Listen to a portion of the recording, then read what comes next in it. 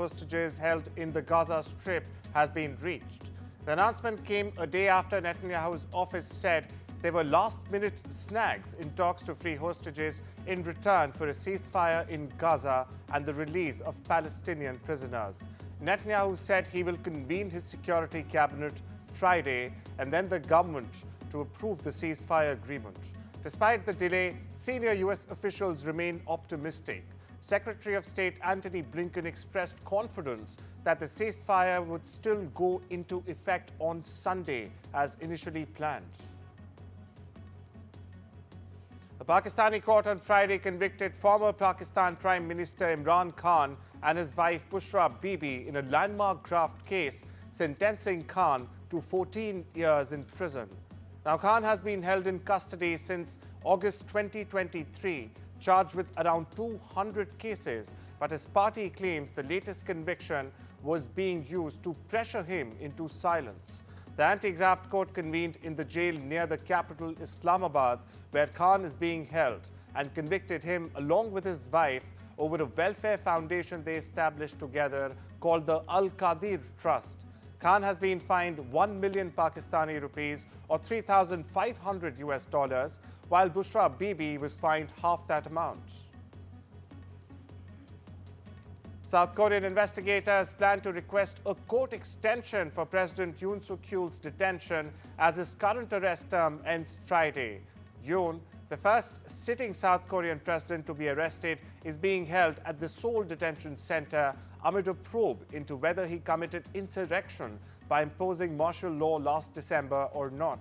Authorities from the anti-corruption agency aim to secure a detention warrant for up to 20 additional days. Earlier in the week, a Seoul court rejected Yoon's challenge against his arrest. The World Bank has estimated that the Indian economy will grow at 6.5% this year compared to 6.6% projected earlier, and will see a mild pickup in pace to 6.7% in next year, remaining the world's fastest growing major economy. Global growth is projected at 2.7% for 2025 and 26. This, while growth in India is expected to decelerate from 8.2% last year. Services and farm sector expansion have been steady, with rural demand holding up. The global economic prospects have put the spotlight on developing countries, which are expected to close the first quarter of the current century with the weakest long-term growth outlook since 2000. According to a Reuters report, 7 Indian private companies have been selected for a first-of-its-kind Indo-US space and defense collaboration program. Firms like Kaleido, Etherealex, and Adya Space will work with US agencies, including the Defense Innovation Unit, to develop satellite observation and advanced defense technologies. Now, this partnership grants Indian firms access to the $1.5 billion US defense market annually, a major boost for India's private space sector and bilateral ties. Meanwhile, China sent a Pakistani satellite into space on Friday from the Jiuquan Satellite Launch Center in northwest China. The satellite, named PRSCEO-1, was launched at 12:07 p.m. Beijing time by a Long March 2D carrier rocket and entered its planned orbit successfully. The rocket also carried 2 other satellites, namely Tianlu-1 and the Lantern-1. This launch marked the 556th flight mission involving the Long March carrier rocket series. The US is set to launch an updated H-1B visa program today. The new rules announced by the Department of Homeland Security aim to boost fairness, transparency, and efficiency in hiring global talent. They also address growing concerns about fraud from employers and employees. According to reports, US President Joe Biden won't enforce a ban on the social media app TikTok that is set to take effect a day before he leaves office on Monday, leaving its fate in the hands of President-elect Donald Trump. The official said the outgoing administration was leaving the implementation of the law and the potential enforcement of the ban to Trump. Russia claimed on Thursday that its forces targeted several Ukrainian military airports and key infrastructure over the past 24 hours, while Ukraine reported attacking a Russian fuel depot, triggering a large fire. The Russian Defense Ministry said in a briefing on Thursday that its forces had struck multiple Ukrainian military airports, drone production facilities, and storage warehouses in the past day. Meanwhile, on the same day, the General Staff of the Ukrainian Armed Forces reported 89 combat encounters on the front lines as of Thursday afternoon. It said that Ukrainian forces had successfully repelled 8 Russian offensives in the Kirkuk region. Just days before President-elect Donald Trump's inauguration as the US president, Russia and Iran are set to sign a landmark strategic partnership pact in Moscow, a move that will further solidify the growing alliance between two of the West's key adversaries. This deal marks a significant deepening of ties that have strengthened dramatically since Russia's full-scale invasion of Ukraine, and it's fueling concerns that the West's long-held fears about this alliance are now becoming a reality. Top UN officials, including aide chief Tom Fletcher, met Ukraine's President Volodymyr Zelensky in Kiev on Thursday to discuss strengthening of humanitarian support for Ukraine. Now, this comes as the UN launches a humanitarian appeal for $3.32 billion to support more than 8 million people affected by the war with Russia. Take a listen. It's a sign of our solidarity as the whole UN family. And I really want to start there. We've been with you throughout this war, and we're here to demonstrate that solidarity. Actually, in the end, our announcement today, our target is 3.3 billion altogether, because we have 2 campaigns. 2.6, so in combination it will be 3. In a bold show of solidarity, UK PM Keir Starmer has vowed to put Ukraine in the strongest possible position. Now, this follows his visit to Kiev, where he signed a historic 100-year agreement with the war-torn nation. The Labour leader's trip, however, was underscored by the stark realities of the ongoing war, as loud blasts and air raid sirens interrupted proceedings after a reported Russian drone attack was intercepted by Ukraine's defense systems. Starmer's visit underscores his commitment to bolstering Ukraine's fight for sovereignty and independence, marking a significant step in international support as the war with Russia rages on. I completely agree, and it's so important that we must and we will stand with Ukraine for as long as is possible. That's why I'm here. The UK government has announced a rapid national review of the extent of sexual exploitation of children by Pakistani grooming gangs and several new local inquiries into cases of abuse. The issue was at the center of a political firestorm earlier this month when a war of words broke out between US tech billionaire Elon Musk and Prime Minister Keir Starmer. The row relates to sex offences going back decades against British girls and Hindu girls and Sikh girls, in fact, by men of mostly South Asian, to be very precise, Pakistani origin in various North English towns. On to Canada now. Mark Carney, the globally influential central banker and staunch advocate for green investment, has officially launched his campaign to lead Canada's Liberal Party and become the country's next Prime Minister, in fact. Now, the 59-year-old former Bank of England governor and Bank of Canada head made the announcement on Thursday in Alberta, positioning himself as the leader Canada needs in times of profound change. "I'm here to ask for your support," Carney declared, emphasizing his commitment to earning the trust of the Canadian people. He also acknowledged the country is facing significant challenges, however, expressed confidence in his ability to tackle them head-on. "I'm here to ask for your support. I'm here to earn your trust, to lead that fight. I'm back home in Edmonton to declare my candidacy for leader of the Liberal Party and Prime Minister of Canada."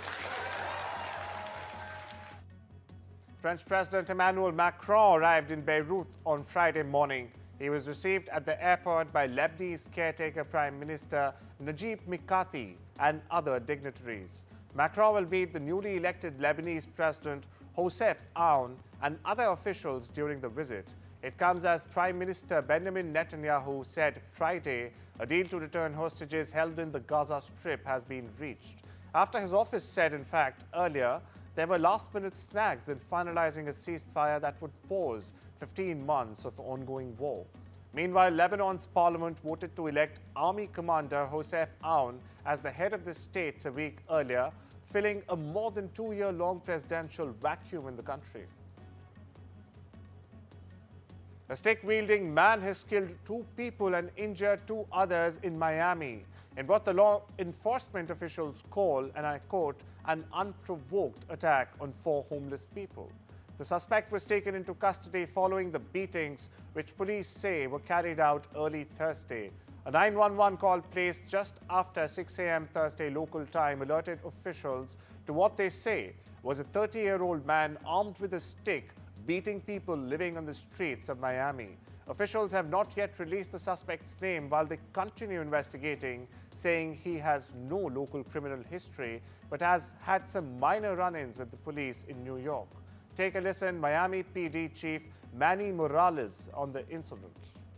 It's a horrible incident. The officers on the scene and the Miami Police Department is appalled at this display of unprovoked violence.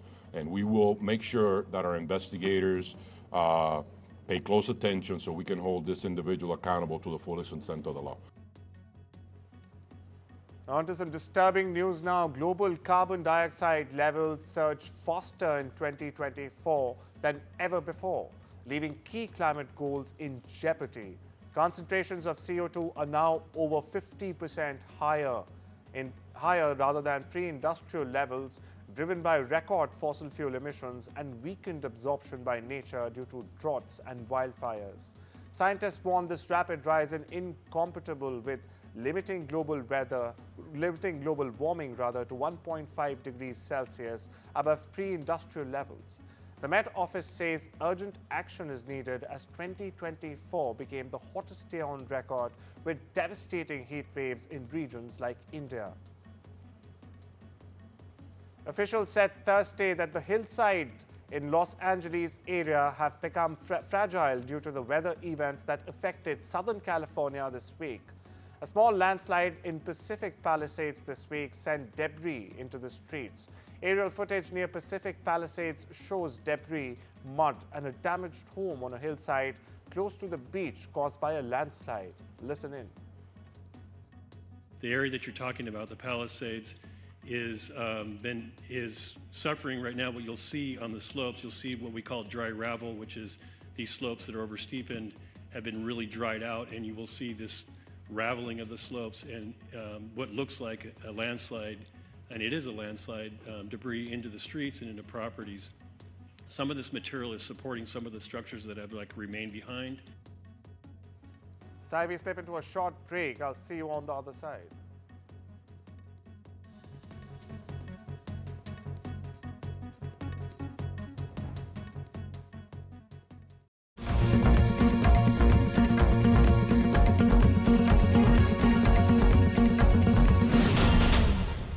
In today's interconnected world, India's voice is more crucial than ever.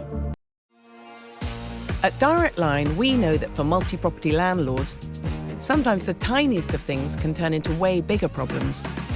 From niggly contract issues to keeping up with ever-changing legislation.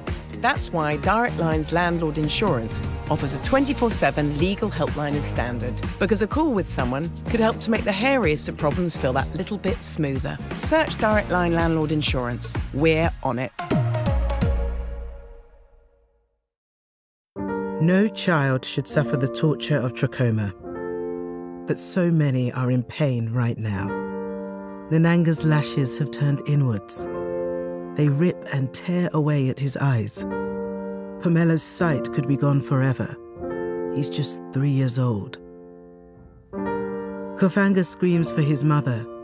His eyes are so infected that he can't even see her. For so many children in the world's poorest countries, trachoma is torture. It's a painful infection often spread by flies, and it's destroying children's eyesight. But it could be stopped if you help today by calling 0800 038 4926 and giving £1 a week to Sightsavers.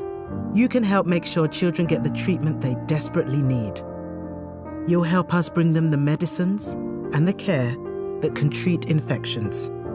And that means you'll be helping to save children from the torture of trachoma and a life of blindness. Please help us reach them. Call 0800 038 4926. Text C13 to 82727 or go online and give just £1 a week now. Because we need you to help save the sight of children like Nananga. We need you to help save them from the torture of trachoma.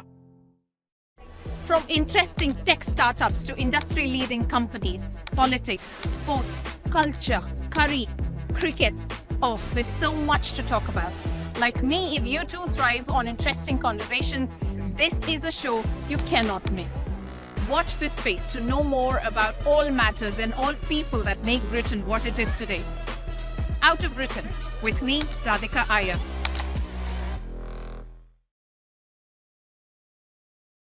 In today's interconnected world, India's voice is more crucial than ever.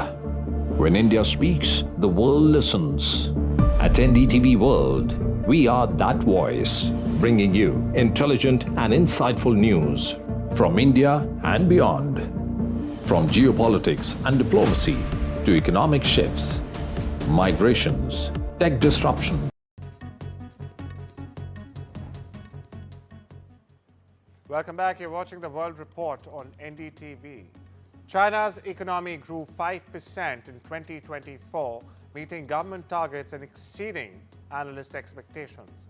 Fourth quarter growth hit 5.4%, the fastest, in fact, since mid-2023, driven by stimulus measures and steady exports. However, threats loom as US President-elect Donald Trump prepares to reimpose tariffs, raising fears of a new trade war. Analysts warn weak domestic demand could hurt recovery prospects this year. Despite challenges, China remains the world's second largest economy. 国民经济运行总体平稳，稳中有进，高质量发展取得新进展。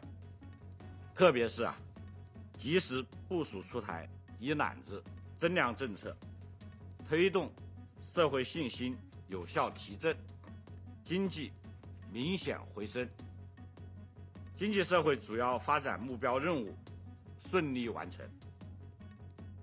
US stocks edged lower on Thursday after a strong rally the day before. The Dow dipped 0.16% and the S&P 500 by 0.21%, and the Nasdaq, in fact, by 0.89%, as investors digested retail sales and jobless claims data. Earnings report showed mixed results. Morgan Stanley posted higher profits, while United Health missed sales estimates. A cooling inflation rate provided optimism about slower Fed rate cuts this year. Despite the day's losses, analysts say the labor market and consumer spending remain solid. Chinese social media app Red Note gained nearly 3 million US users in a single day as quote-unquote TikTok refugees flocked to the platform amid a looming TikTok ban. According to analytics firms SimilarWeb, Red Note's US daily active users surged to 3.5 million on Monday, up from just 700,000 the day before. The influx reflects growing concerns among TikTok's 170 million American users about the app's potential shutdown due to national security concerns. Billionaire Frank McCourt, who is leading a consortium to buy TikTok's US operations, has indicated he is open to retaining existing investors, including TikTok's founder, in any deal struck. McCourt confirmed his group's $20 billion bid for the app, excluding its algorithm.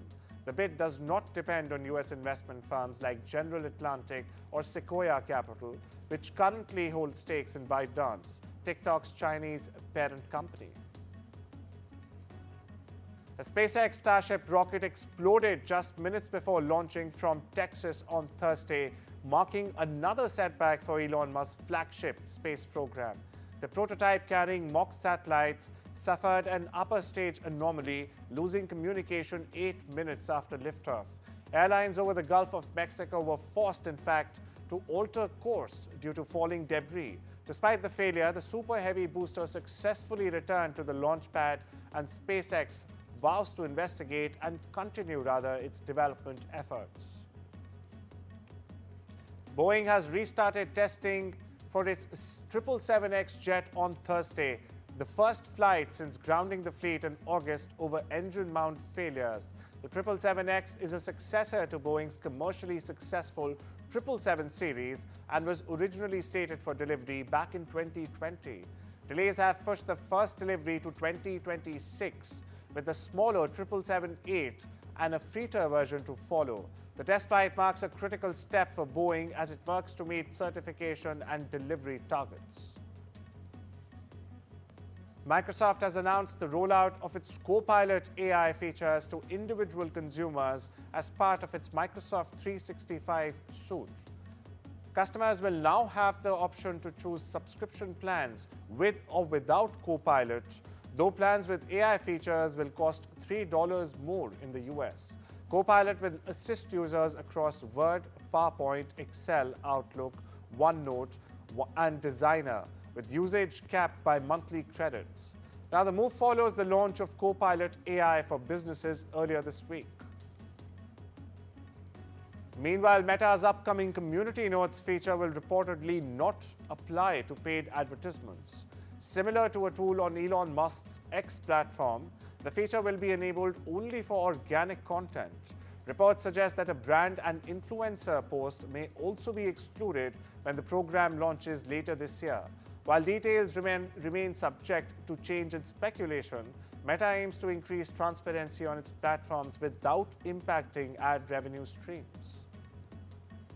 World number one Aryna Sabalenka has won a hard-fought straight sets victory over Denmark's Clara Tauson on Friday to advance to the fourth round of the Australian Open. The two-time defending champion Sabalenka held off Tauson 7-6, 5-all and 6-4 to reach the weekend in Melbourne.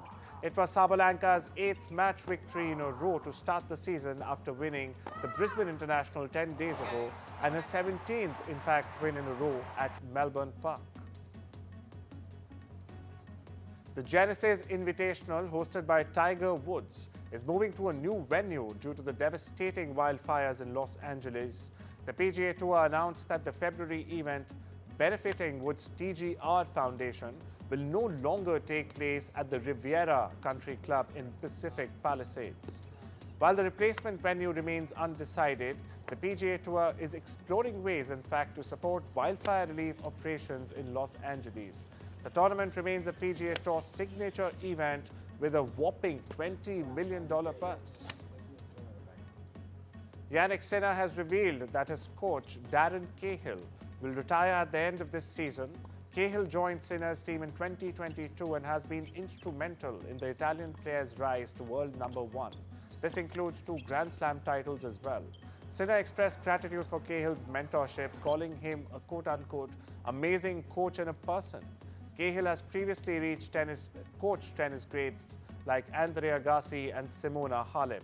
Sinner, who is also coached by Simone Vagnozzi, aims to make Cahill's final season a rather memorable one. David Lynch, the legendary filmmaker, celebrated for his uniquely dark vision in movies such as The Blue Velvet and The Mulholland Drive, and the TV series Twin Peaks, has died just days before his 79th birthday. His family announced the death in a Facebook post on Thursday. The cause of death and location was not immediately available, but Lynch had been public about his emphysema. It ends with Us actor and director Justin Baldoni has sued his co-star Blake Lively and her husband, Deadpool actor Ryan Reynolds, for defamation. Baldoni's suit seeks at least $400 million for damages that include lost future income. The lawsuit, filed in federal court in New York on Thursday, is the latest step in the legal fallout, in fact, from the dark romantic drama. It comes about 2 weeks after Lively sued Baldoni and several others tied to the romantic drama on Tuesday, alleging harassment and a coordinated campaign to attack her reputation for coming forward about her treatment on set. The lawsuit came the same day that Baldoni sued New York Times for libel, alleging the paper worked with Lively to smear him. Sting, Billie Eilish, Lady Gaga and the Red Hot Chili Peppers, in fact, are among the performers slated to take the stage at Fire Aid, a benefit concert for Los Angeles area wildfire relief. Announced last week, Fire Aid was originally scheduled to take place at the Intuit Dome in Inglewood, California. It will now take place in two venues, the Intuit Dome and the adjacent Kia Forum on the 30th of January. Well, that's all we have for you today. Take care and have a wonderful weekend.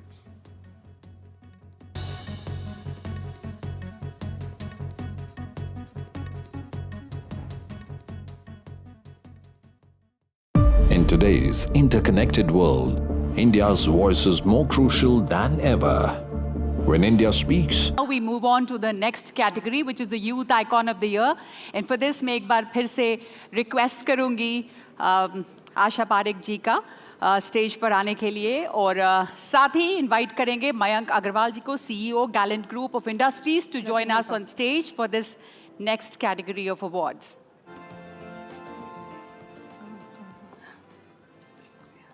Ananya Pandey. Congratulations, Ananya. And Ananya Pandey, actor, is getting this award for her advocacy work on combating cyberbullying, growing achievements in the film industry, and strong influence on social media. And that's what makes Ananya Pandey NDTV Youth Icon of the Year 2024. She represents a blend of modern values, relatability, and a commitment to meaningful causes, which are essential qualities for inspiring today's youth. Congratulations, very many congratulations. Thank you. And Ananya, there are just a few questions for Yes. you. You've, diverse characters, and you've made a shift from big screen to OTT. Big superstars have done that shift. What is your opinion on that, and what's your next move? Firstly, I just want to thank NDTV for this award. It's truly very, very humbling, and to get it from Asha Parekh ji, I'm such a big fan of your work, so this is a pinch me moment for sure. I don't believe any screen is too big or small. It's a screen at the end of the day, and the world is developing so fast. There's so many changes that are being made, so I think we're all just keeping up with the times. Ananya, the fact is that 2024, this year has been phenomenal for you. One success after another. Kahan Kho Gaye Hum, Call Me Bae, CTRL. How does it feel to have multiple successes in one single year? It's really a dream come true. I really think this year for me, more than ever, I felt very connected to my fans with Kho Gaye Hum Kahan and Call Me Bae and Control. I've done movies in the past, but this is the first time that I felt true love from the audience. And, all these films and shows have been conversation starters. People have not just come up to me and said that they like my work, but how my work has kind of made them feel seen or represented on screen. And for an actor, I think that's a huge victory for me. So Asha ji is here on stage, and I sometimes back मैंने आपसे ये पूछा था कि आज के दौर में स्टारडम कैसे हैंडल करना है, तो अनन्या आपके साथ हैं जो स्टारडम को एक अलग तरीके से हैंडल कर रही हैं. कुछ एडवाइस अनन्या के लिए, या अनन्या आपको आशा जी से कुछ पूछना है? जी, आप प्लीज़ बताइए, आप मुझे एडवाइस दीजिए प्लीज़. क्या बताऊं? कुछ भी, आप कुछ भी बताइए, मैं ले लूँगी. Sincerity, hard work takes you in a long way. That's what I. From interesting tech startups to industry-leading companies, politics, sports, culture, curry, cricket. Oh, there's so much to talk about. Like me, if you too thrive on interesting conversations, this is a show you cannot miss. Watch this space to know more about all matters and all people that make Britain what it is today. Out of Britain, with me, Radhika Iyer.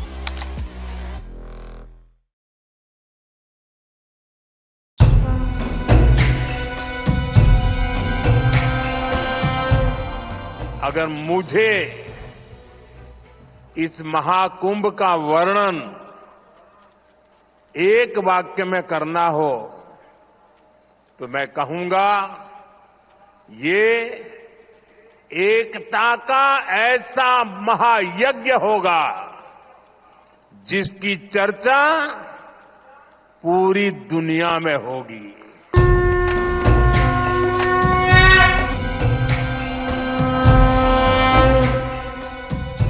संग संग चले हैं ढोल मंजीरे संग और चंग गंग नगरी बम बम बम बम बम बम बम बम बम बम बम लहरी।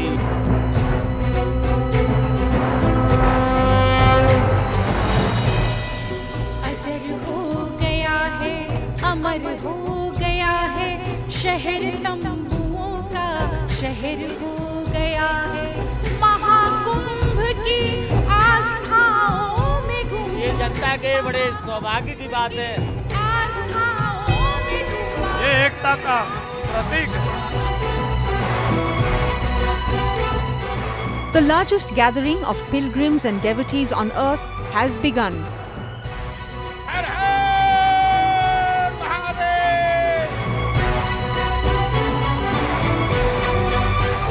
Lakhs of seers and Naga sadhus from across the world have assembled in the historic city of Prayagraj to celebrate the biggest Mahakumbh in history.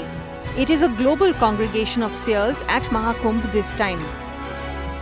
Naga sadhu Anjana Giri is from Italy. She has come to Mahakumbh with thousands of seers of Atal Akhada, one of the most ancient akhadas. What is the significance of Mahakumbh for you? It's a big festival. Big festival? Yeah. You are from which country? Italy. Italy से आए हो आप? जी। अच्छा, तो ये पहला महाकुंभ है आपका? हाँ, पहले महाकुंभ। पहला महाकुंभ। रिलीजियस सिग्निफिकेंस क्या है इसका आपके लिए? महाकुंभ आपके लिए? ये तो तीन नदी का जॉइंट है, मतलब all together we can make a good things.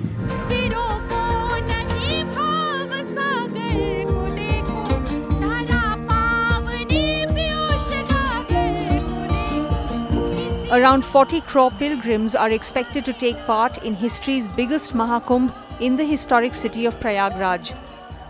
As millions of pilgrims congregate from more than 50 countries to take a holy dip at Sangam, they're also witnessing the most green and sustainable Mahakumbh ever organized. From Prayagraj city to Mahakumbh Mela ground, the walls are covered with colorful messages of sustainability and the importance of no plastic use. One time use plastic एवं polythene का प्रयोग नहीं करेंगे। A special campaign has been initiated to promote the idea of sustainability and sensitize common citizens and visiting pilgrims. कितना शौचालय इस बार? कितना शौचालय का? 1.5 लाख शौचालय बनाए गए हैं, जो पिछली बार की अपेक्षा लगभग 1.5 गुना है। 1.5 गुना ज्यादा है। और सभी घाटों पे भी आपने इंतजाम किया है? इंतजाम किया हुआ। 50 घाट हैं। जी हाँ जी। Lakhs of trees have been planted in Prayagraj to make it a green city. In this AI-powered digital control room, officials are monitoring the implementation of UP government's mega cleanliness drive across Prayagraj city and the Mahakumbh Mela ground.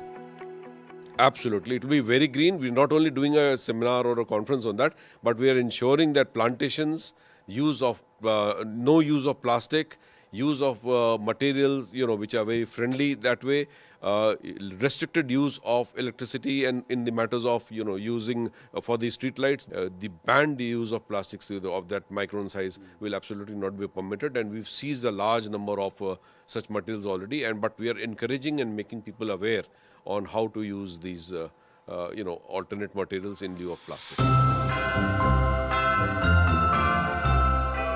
The message of sustainability is visible everywhere, from colorful posters painted on city walls to the Mahakumbh Mela ground, where thousands of temporary housing tents have been constructed with natural recyclable materials.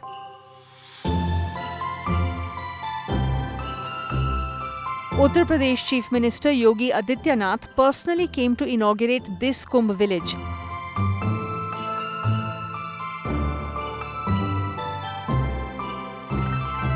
Mahakumbh के आयोजन के साथ अब एक नया उत्तर प्रदेश लोगों को दिखेगा जो विरासत और विकास के साथ जुड़ते हुए पूरी दुनिया को अपनी ओर आकर्षित करेगा और उस आकर्षण का केंद्र बिंदु देश के अंदर उत्तर प्रदेश, दुनिया के अंदर भारत और भारत के अंदर उत्तर प्रदेश बनने जा रहा है। उसके लिए हम सबको अपने आप को तैयार करना होगा। A sustainable tent city with specially constructed 200 recyclable green tents. This has been designated a no plastic zone. 200 tents की प्रॉपर्टी बनाई है और ये 6 एकड़ लैंड में है on the banks of the river Ganga और इसमें करीब 400 लोग एक दिन में हम लोग केटर कर सकते हैं। We want to bring green. हमने प्लास्टिक कहीं भी यूज़ नहीं किया है। We have glass bottles, we have ये हमारे जो डिस्पेंसर्स भी हैं वो हम नॉर्मल प्लास्टिक बॉटल्स नहीं कर रहे हैं, हम डिस्पेंसर सिस्टम रख रहे हैं। तो एक नया एक्सपेरिमेंट है। दिस इज़ अ टेंट जो कि ग्रीन है और इसमें प्लास्टिक का इस्तेमाल नहीं किया आपने। हाँ, एवरीथिंग इज आइदर वुडन। हाँ, ओके। और ये किस कैटेगरी का रूम है? सो ये प्रीमियम कैटेगरी है। This is a top category rooms and इसमें अगर आप देखोगे we have a small bed, sitting area, a luggage area. जी, तो हम लोग इसमें ये 2 लोगों के लिए है। 2 लोगों के लिए है जी। और ये लग्जरी सेगमेंट वाला टेंट? जी सर। तो इसका कितना फेयर रखा आपने? Around 35,000 rupees a night. 35,000। So these are all waterproof canvas. अच्छा, वाटरप्रूफ कैनवस। जी, मतलब अगर बारिश भी होती है तो कोई प्रॉब्लम नहीं आएगी। वी आर नॉट यूजिंग वो छोटी वाली प्लास्टिक बॉटल्स जो होटल में होती हैं। We are all doing dispensers and glass bottles and everything. तो इसे कंप्लीटली ग्रीन। यस जी। Sustainability is a major theme of Mahakumbh 2025, with a focus also on promoting renewable energy sources. In a 400 crore ambitious mega electricity plan, the thrust is on promoting solar lighting systems. Thousands of hybrid solar bulbs have been installed in the 17-kilometer long and 14-kilometer wide Mahakumbh Mela ground. हम लोग 2000 solar hybrid light लगा रहे हैं। Basically hybrid light की परिकल्पना हम लोगों ने 1 साल पहले की थी और इसको माघ मेले में ट्रायल भी किया था। इसका फ़ायदा ये रहता है कि मेला चूँकि जब होता है तो उस समय फॉगी रहता है तो सोलर की चार्जिंग नहीं हो पाती, इसलिए हम लोग हाइब्रिड पे गए। हाइब्रिड के कारण वो बिजली से भी चार्ज होता है और जब धूप रहती है तो सोलर से भी चार्ज होता है। ये लाइट स्वतः शाम होते ही अपने आप ऑन हो जाती है। Guinness Book of World Record holder and international moustache dancer Rajendra Tiwari Dukanji is the brand ambassador of Swachhata during Mahakumbh. He's roaming around the Mahakumbh Mela ground wearing colorful placards with one message: use cotton bags in place of plastic bags. मैं ज़्यादातर पूरे शहर में हर जगह programme rally में घूम कर लोगों को जागरूक करता हूँ। संतों महात्माओं कल्पवासियों से निवेदन कर रहे हैं कि इस बार का महाकुंभ पॉलीथीन मुक्त रहेगा। इसलिए आप सभी से निवेदन है कि आप मिट्टी के कुल्हड़ और ग्लास और कागज के कप ग्लास का प्रयोग करें। To make Mahakumbh 2025 a plastic-free and sustainable event, lakhs of plates and bags from across the country are being distributed to the devotees under the Ek Thali Ek Bag campaign. 9 ghats have been reconstructed to make them more sustainable and environment-friendly. Mahakumbh brand ambassador Dukanji says pilgrims should not throw flowers and other puja material in the river. माँ गंगा में माला फूल हवन सामग्री न डालें, लेकिन जब मैं ये शब्द कहता हूँ तो यहाँ की जितनी सम्मानित नागरिक हैं वो हमसे ये कहते हैं कि माँ गंगा में माला फूल डालने से गंदगी नहीं होती है। हमने कहा ये बात सही है। गेंदा का फूल और गुलाब का फूल इतने केमिकल के माध्यम से वो बड़े हो रहे हैं और जब वो फूल माला हम गंगा जी में डालते हैं, माँ गंगा चिल्ला के कह रही हैं, मेरे प्यारे भक्तों, अगर इसी तरह आप हमारे पर प्रदूषण करते रहेंगे तो मैं एक दिन इस धरती से और प्रयागराज की पावन धरती से चली जाऊंगी।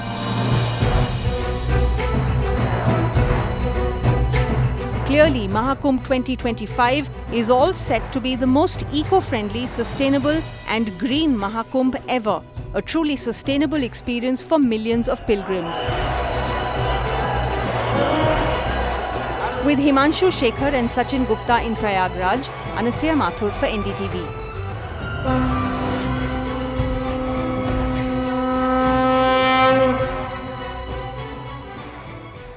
This EE winter sale, get the amazing Google Pixel 9 Pro and save a huge £623. Plus, get unlimited data. Then kickstart your year with Gemini Live, the ultimate assistant in your pocket. From practicing interview questions to planning trips away. Just go live to talk things out with Gemini. All on the UK's best network. No wonder tech lovers choose EE. Offer ends 30th of January.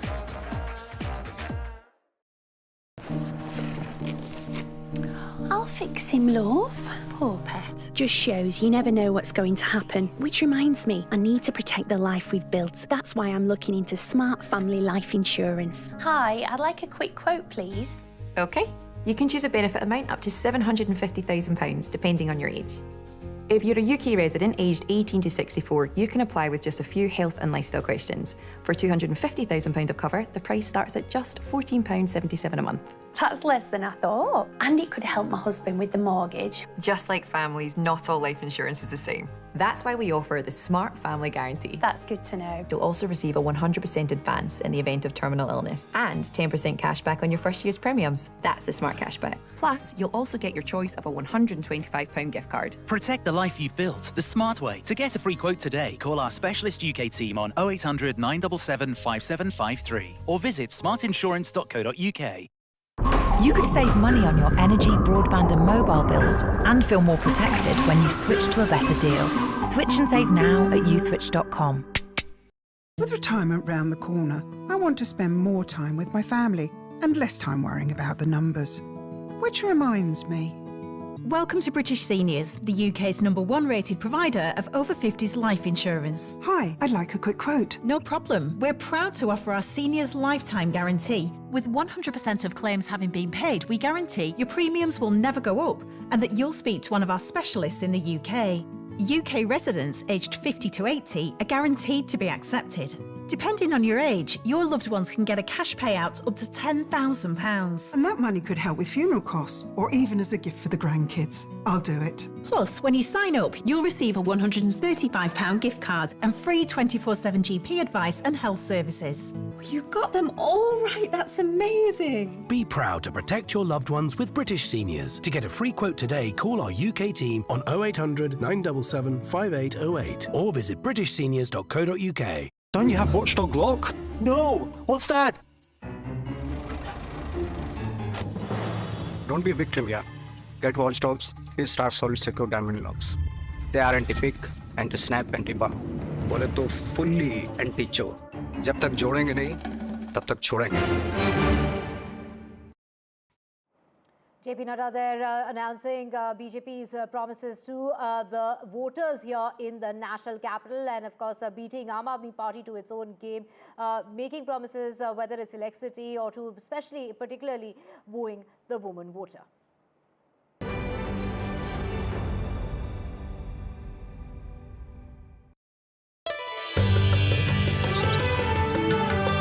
Sometimes it's the little things that remind us of them.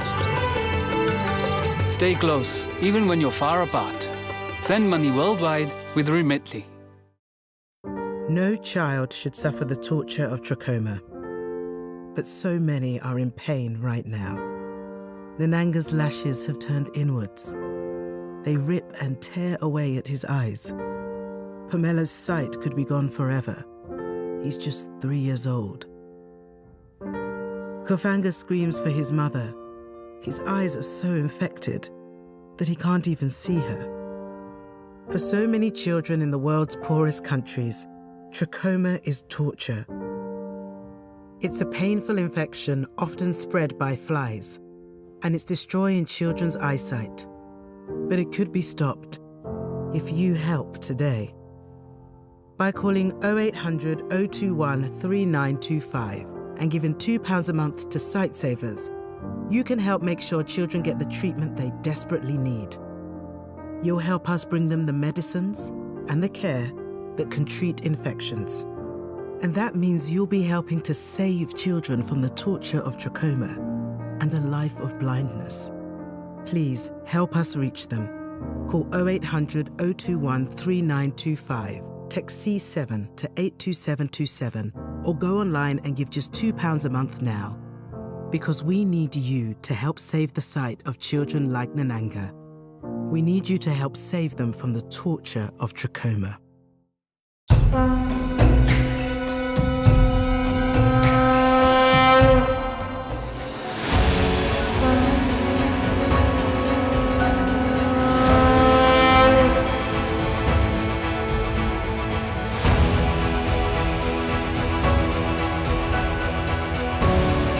I recommend more and more of you come to realizing Atma within ourselves and who we truly are. Kumbh is for all of us who come here to receive an upliftment of consciousness.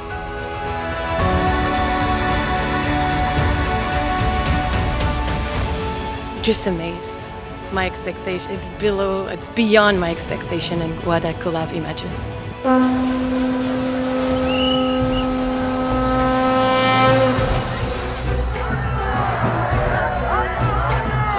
The biggest congregation of pilgrims and devotees in human history at Mahakumbh 2025 is making headlines across the globe. As thousands of Indian and foreign pilgrims arrive from more than 50 countries, Mahakumbh has emerged as a global platform to showcase India's cultural and spiritual identity on the global stage. The idea of a new India, the rising India, the vision of a Viksit Bharat is visible everywhere at the Mahakumbh ground. While inaugurating development projects for Mahakumbh 2025, Prime Minister Narendra Modi highlighted that Mahakumbh would take the spiritual and cultural identity of the nation to new heights, arguing that the Mahayagya of unity would be discussed around the world. हर रोज लाखों श्रद्धालुओं के स्वागत और सेवा की तैयारी लगातार 45 दिनों तक चलने वाला महायज्ञ एक नया नगर बसाने का महाअभियान प्रयागराज की इस धरती पर एक नया इतिहास रचा जा रहा है।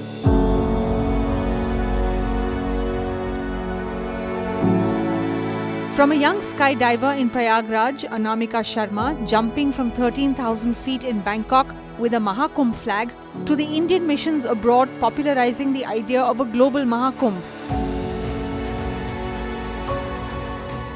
It has become a manifestation of India's soft power on the global stage, a tool of cultural diplomacy to showcase India's ancient cultural and civilizational roots. The list of VVIP pilgrims in Mahakumbh includes billionaire American businesswoman Laurene Powell Jobs, the wife of late Apple co-founder Steve Jobs. A disciple of the Acharya Mahamandaleshwar of Niranjani Akhada, Swami Kailashanand Giri, Laurene Powell Jobs has flown from the US to take a holy dip in Sangam during the Mahakumbh.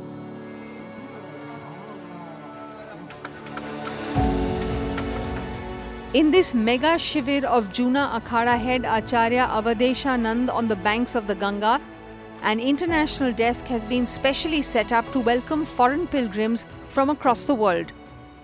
इसमें विदेशों से कितने मेहमान आएंगे और कितने देशों से आएंगे? हमारे यहाँ यूरोप से, अमेरिका, न्यूजीलैंड से, ऑस्ट्रेलिया से और मिडिल ईस्ट से भी काफ़ी आ रहे हैं। हमारे प्राय प्रवासी भारतीय जिन्हें हम NRIs कह सकते हैं, उनकी भारी संख्या है। ऐसे अभी तक तो कोई 1,500 लोगों की रजिस्ट्रेशन हो चुका है। सिर्फ विदेश से आएंगे? लगभग 1,500 लोगों का रजिस्ट्रेशन हो जाए।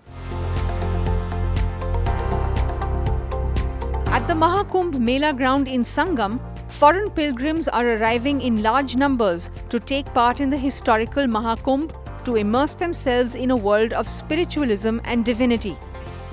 हम लोग क्यों आए? क्योंकि यहाँ शक्ति है, एक अमृत। वे लोग बोलते हैं कुछ अमृत है, तो क्यों एक आदमी औरत जापान, कनाडा, अमेरिका यहाँ आएंगे? Sanskrit mantras hold so much power.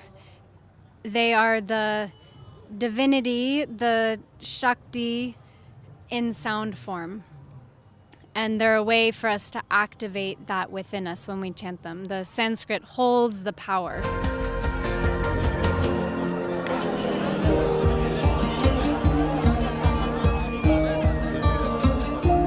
A world-class infrastructure has been readied in Prayagraj to host an expected 40 crore pilgrims at this global event, with world-class facilities created all along the 17-kilometer long and 14-kilometer wide Mahakumbh Mela ground.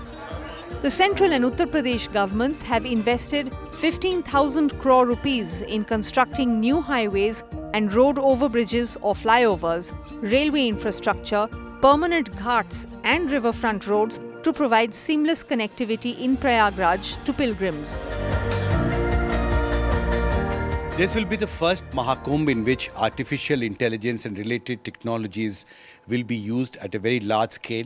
I'm in the Command and Control Center of Prayagraj Nagar Nigam, and I have with me Principal Secretary Urban Development Amrit Abhijat. And I'm in fact in front of a very big digital screen. Here you are looking at the use of AI in its best form in the operations of the municipal corporation. We are here seeing the location of stray animals through the use of AI, which is being located by cameras installed all over the city. And they are able to track the movement of these vehicles, which then creates an event on the computer center here. This event is then reported to a person who is managing the operations of whether it's a stray animal, whether it's collection of garbage, whether it's street light luminescence.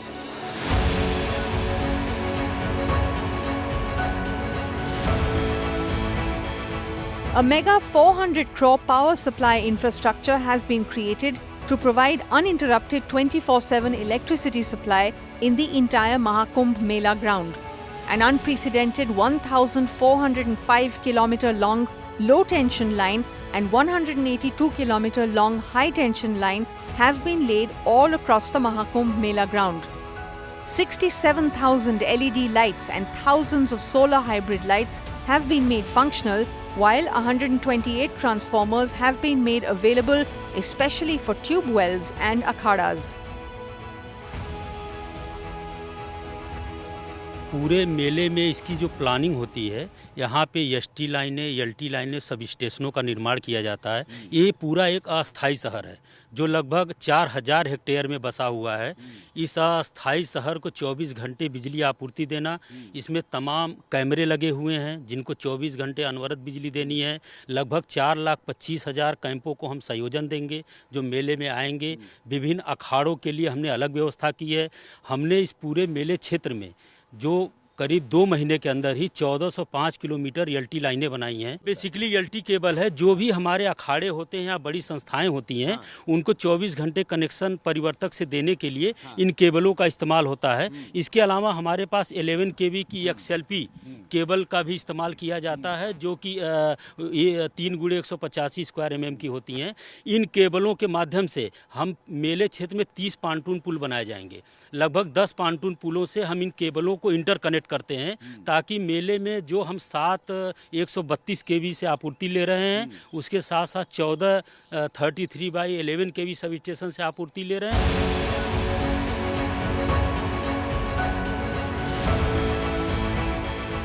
With the global eye on the biggest ever congregation of pilgrims, the Union Ministry of Tourism has launched a special promotional campaign to promote Mahakumbh as a global tourist hub.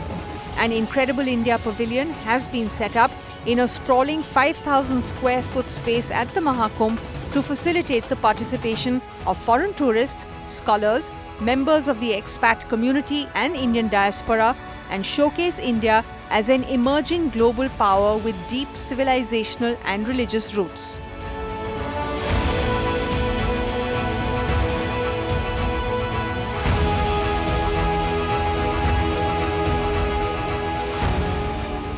बहुत बढ़िया लगा। इस बार तो महाकुंभ में बहुत अच्छा लग रहा है। इस समय तो कुंभ अभी लगा नहीं, लेकिन घूमने के लिए हम पहले चले आए, नहावन से पहले, कि हमको देखना मिल जाए। तो कितना रेट कितना है? 50 रुपया है। 50 रुपये? 50। एक बार कहाँ तक ले जाते हैं? आगे ले जाएंगे, आगे से फिर नहीं ले जाए थी, बस एक राउंड। नाम बताइए बेटा। वानी। आपने कैमल राइड किया, कैसा? Clearly, the history of Prayagraj is all set to change. With Himanshu Shekhar and Sachin Gupta in Prayagraj, Anusya Mathur for NDTV.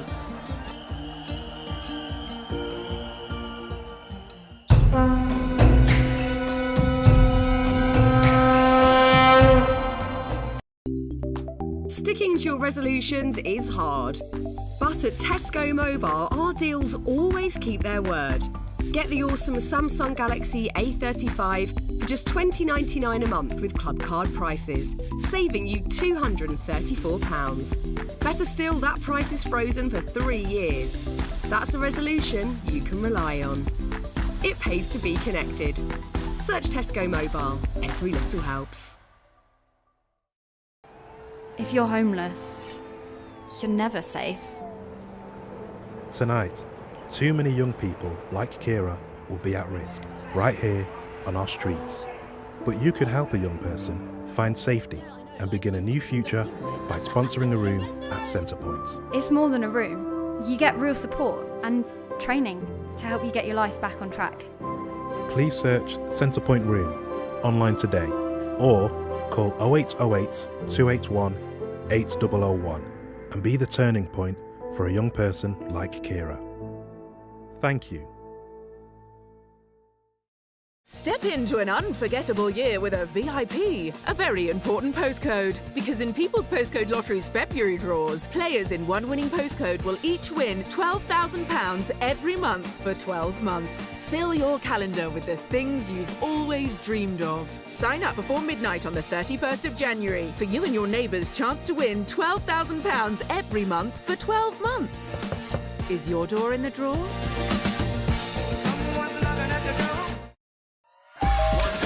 Sign up and start saving with Quidco today.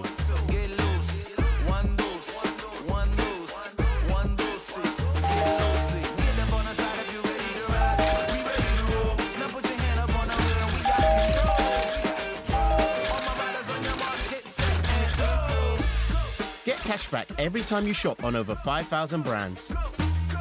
It always pays to Quidco. With retirement round the corner, I want to spend more time with my family, which reminds me. Welcome to British Seniors, the UK's #1 rated provider of over 50s life insurance. We're proud to offer our seniors lifetime guarantee. With 100% of claims having been paid, we guarantee your premiums will never go up and that you'll speak to one of our specialists in the UK. Plus, when you sign up, you'll receive a £135 gift card. Be proud to protect your loved ones with British Seniors. To get a free quote today, call our UK team or visit britishseniors.co.uk.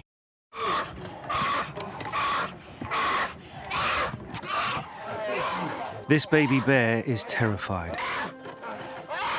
Torn from her mother's paws at a tender age.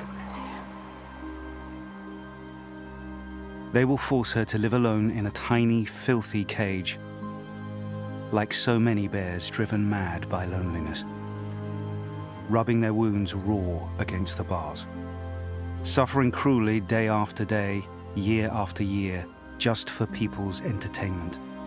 Four Paws found little Potap crammed into a tiny, squalid cage.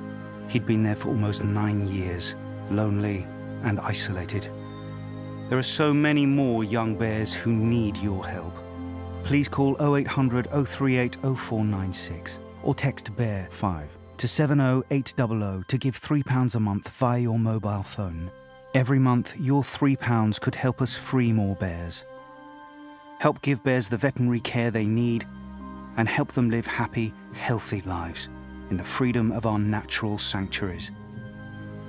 Please call 0800 038 0496 or text BEAR5 to 70800 to give £3 a month via your mobile phone and help Four Paws free bears from agonising torture.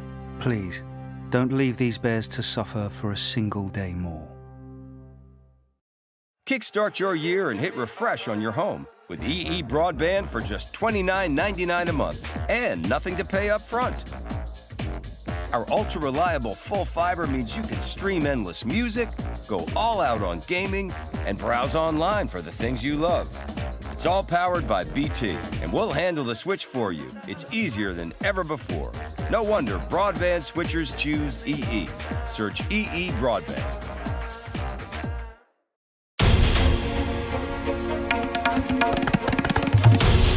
This is NDTV, and you're watching NDTV 24/7.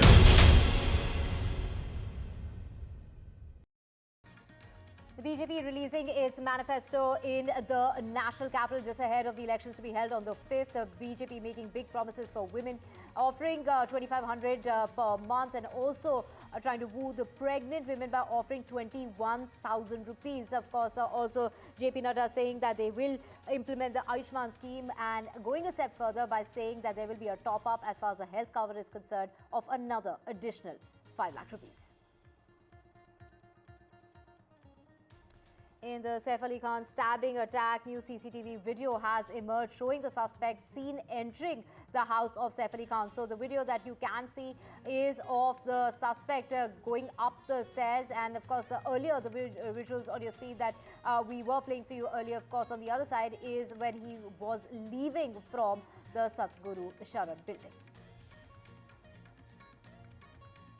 A health update as far as the actor is concerned. Saif Ali Khan is supposedly doing really well is what the doctors have said. They said that it was a very close call because had it been 2 millimeters more, he would have sustained an injury to his spinal cord. They have managed to fix the leak of that spinal cord. They say that he's been able to walk, but he'll have to stay in the hospital for another 2 to 3 days.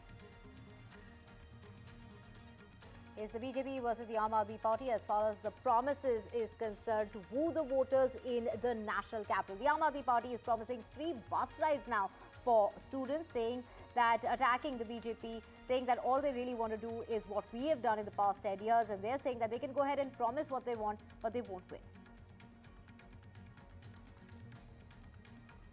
And actor Kangana Ranaut has reacted to the protest taking place against a film emergency that released today. The SGPC has stirred. The protest has taken place outside many cinema halls in Ludhiana, Amritsar, Patiala and Bhatinda. They're not being allowed to screen the film after that protest has taken place. Now Kangana Ranaut is calling this a complete harassment of art and artists. And big trouble when it comes to Imran Khan and his wife. The former Pakistan Prime Minister has been sentenced to 14 years in a corruption case. Imran Khan has been convicted in a scam worth £190 million.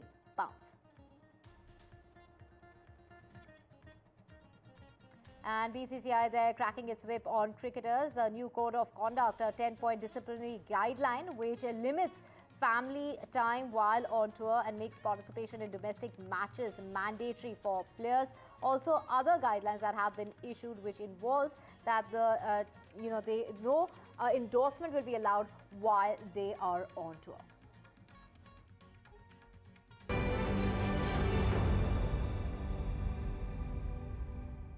Very good afternoon. Let's just go across to JP Nadda, who is speaking on the promises that the BJP is making in order to woo the voter here in Delhi. और साथ ही साथ अपना शीश महल बना रहे थे। ये याद रखना चाहिए दिल्ली की जनता को कि किस तरीके से ये उस समय किस में व्यस्त थे। ये लिकर स्कैम की योजना बना रहे थे। ये शीश महल के नक्शे को फाइनल शेप दे रहे थे। और इसलिए समय आ गया है कि आपके माध्यम से मैं दिल्ली की जनता से फिर निवेदन करूंगा कि जो लोग काम करने वाले हैं, जो गरीब कल्याण, आम आदमी, जो बेचारा जिसको सशक्तिकरण की आवश्यकता है, महिला सशक्तिकरण, स्वास्थ्य के क्षेत्र में सशक्तिकरण, मुख्य धारा में लाने की योजना, उन सबको ताकत देने का माध्यम कमल का निशान है, भारतीय जनता पार्टी है। और इसलिए यहां मैं ये भी आपको बताना चाहता हूं कि हमारी ये सारी योजनाएं जो भारतीय जनता पार्टी की दिल्ली सरकार बनने पर हम पूरी करेंगे, ये सारी योजनाएं एनडीएमसी के क्षेत्र में भी और दिल्ली कैंट के क्षेत्र में भी लागू होंगी। They will be applicable in NDMC area, they will be applicable in the Delhi cantt area. और इसलिए समूचे दिल्ली पर ये लागू होगी। मैं प्रधानमंत्री मोदी जी को इस बात के लिए भी धन्यवाद देना चाहता हूं और आपके माध्यम से दिल्ली की जनता और खास करके हमारे एम्प्लॉय वर्ग को बताना चाहता हूं कि कल ही प्रधानमंत्री मोदी जी ने 8th पे कमीशन, 8वीं पे कमीशन को मंजूरी दे दी है। 2026 तक उसकी रिकमेंडेशन आ जाएगी।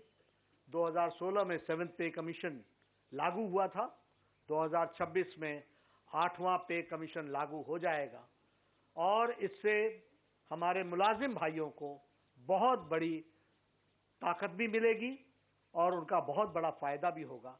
इसलिए सभी वर्गों के बारे में चिंता करने का काम और उसको शब्दशः धरती पर लागू करने की मानसिकता, इच्छा शक्ति, पॉलिटिकल विल अगर किसी पार्टी में है तो वह भारतीय जनता पार्टी में है। और बतौर राष्ट्रीय अध्यक्ष मैं पूरी जिम्मेवारी से बोल रहा हूं कि जो कहा था वो किया है, जो नहीं कहा था वो भी किया है और आगे जो कह रहे हैं उसको हम पूरा करेंगे।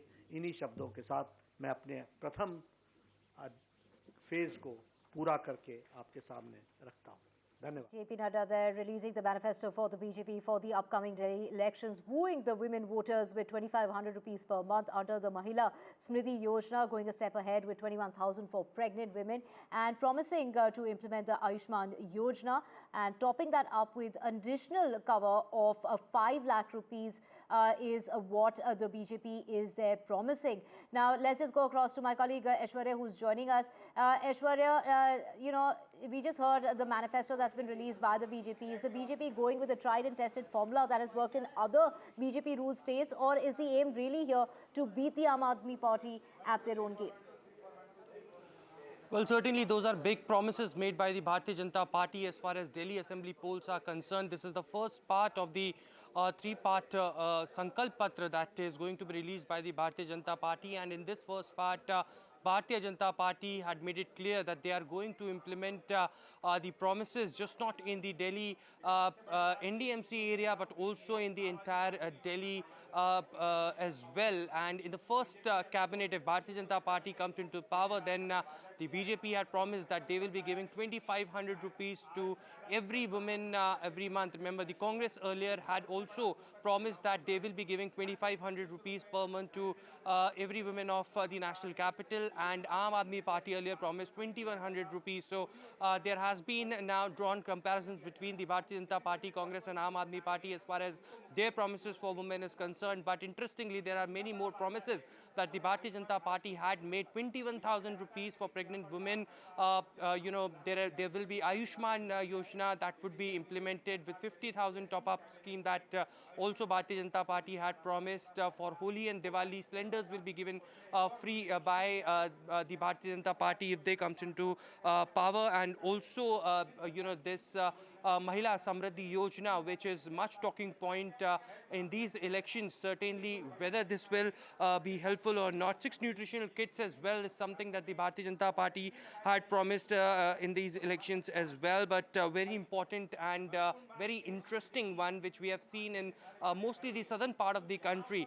Atal Canteen Yojana is something that Bharatiya Janata Party has come up with the very first time, ₹5 per plate, a full meal that will be given to all those who are living in Juggis of the national capital. Remember, Prime Minister Narendra Modi earlier had handed over the keys to the Juggis, and they have already one scheme that they had implemented, Jahan Juggi Wahi Makan, and under that provision now the Bharatiya Janata Party had went ahead and stated that they will be building up the Atal Canteen Yojana, where 5 rupees per plate will be given to all those people who will be residing in Juggis of the national capital. Now, certainly remember that statement made by Arvind Kejriwal that he will not fight elections if the Bharatiya Janata Party promises that they will not demolish the Juggis of the national capital. But certainly now going ahead with this particular plan. And remember, Amit Shah also went ahead and did a mega program with the Juggis, and Pradhans were called at Jawaharlal Nehru Stadium, and they interacted with Juggis as well. So that's one vote bank that Bharatiya Janata Party is also looking very closely to secure as well. So all of these promises in the first part of the Sankalp Patra that Bharatiya Janata Party had issued. 2 more parts are to be released soon. Bharatiya Janata Party had, remember, had announced all 68 candidates till now, left 2 for their alliance partners, LJP and the JDU. Lastly, remember, it would be Prime Minister Narendra Modi who would be interacting on January 22nd to all those Delhi leaders and workers via Namo app as well, and will be giving the Vijay Mantra to how to win these elections. Right, of course, a pension scheme has also been promised by the BJP, which includes 3,000 rupees for those above 70 and about 2,000 or 2,500 rupees that will be offered to those between the age group of 60 and 70. Thank you so much, Aishwarya, for breaking it down for us. We have breaking news coming in at the moment.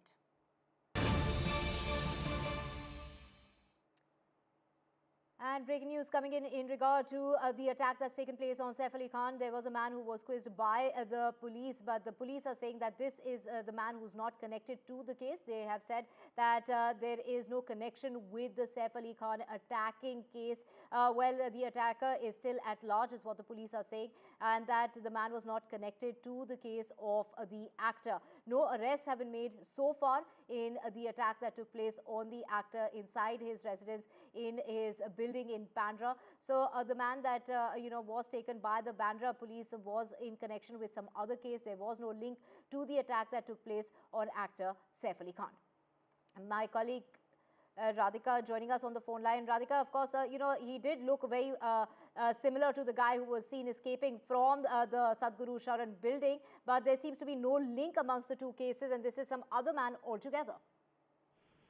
Yes, that's what a senior police official has confirmed to us, that this man has no connection to the Saif Ali Khan attack case. So therefore, it is back to square one as far as the Mumbai police is concerned. Of course, they are talking to multiple people. They're questioning several people in connection to the case. And this man was also being questioned in connection to the case. He did look similar to the man we saw in those CCTV visuals. But now senior officials, they're telling us that this man has no connection. Have taken place. So that's the confirmation we have so far, which means the case is still at large.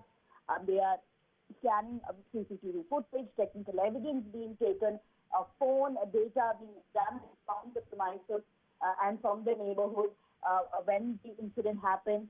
But now, once again, Mumbai police back to square one, no trace of the accused. In the morning, of course, this man was brought into Bandra police station. We were made to believe that attempted burglary in his residence, but looks like he has no connection to this case.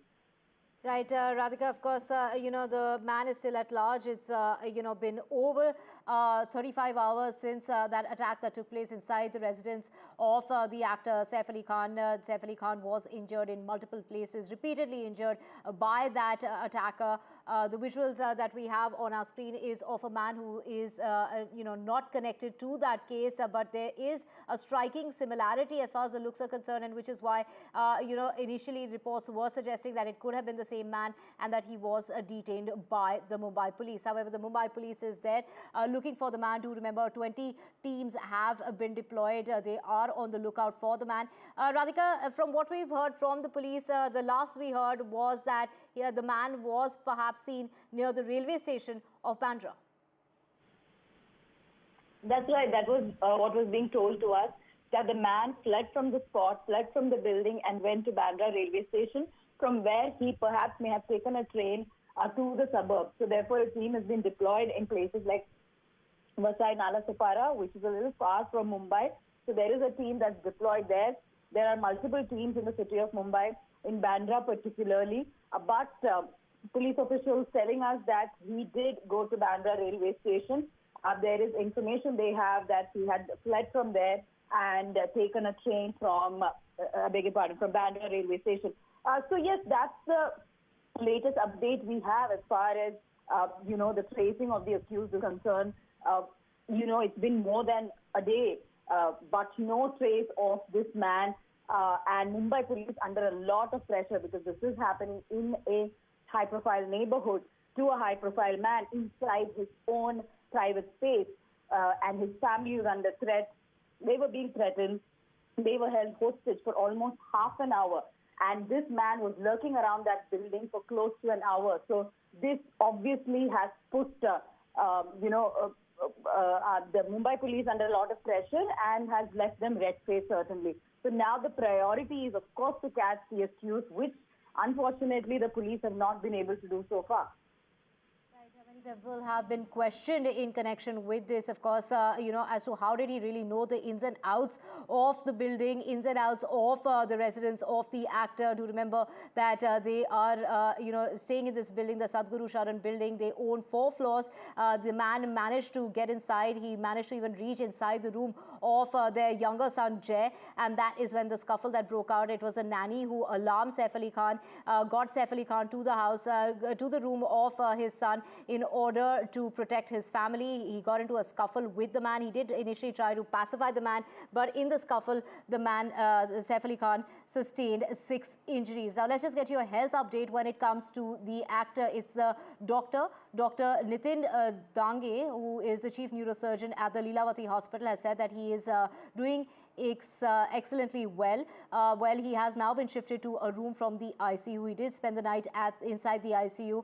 The doctor's gone on to say there were 2 injuries, one on his hand and one on his neck, which had been, they've been treated as well, and plastic surgery has also been performed.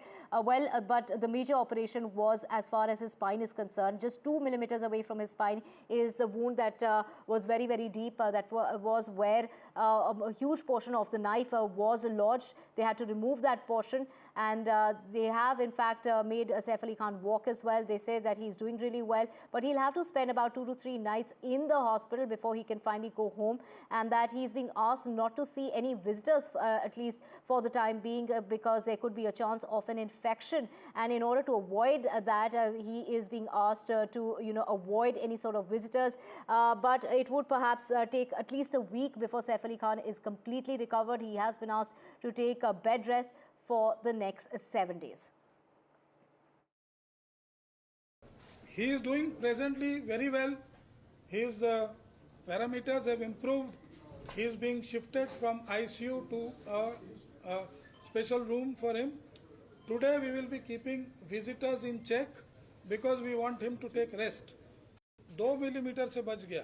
जहां तक knife पहुंचा है उससे 2 millimetre और जाने से spinal cord में injury हो सकता था, which is he is very very fortunate. It's a very deep wound, but वो जस्ट स्पाइन कॉर्ड से थोड़ा बच गया, तो उनकी एक अच्छी वो है. और मैंने जैसा आपको बताया बहुत बोल्डली बिहेव किए हैं.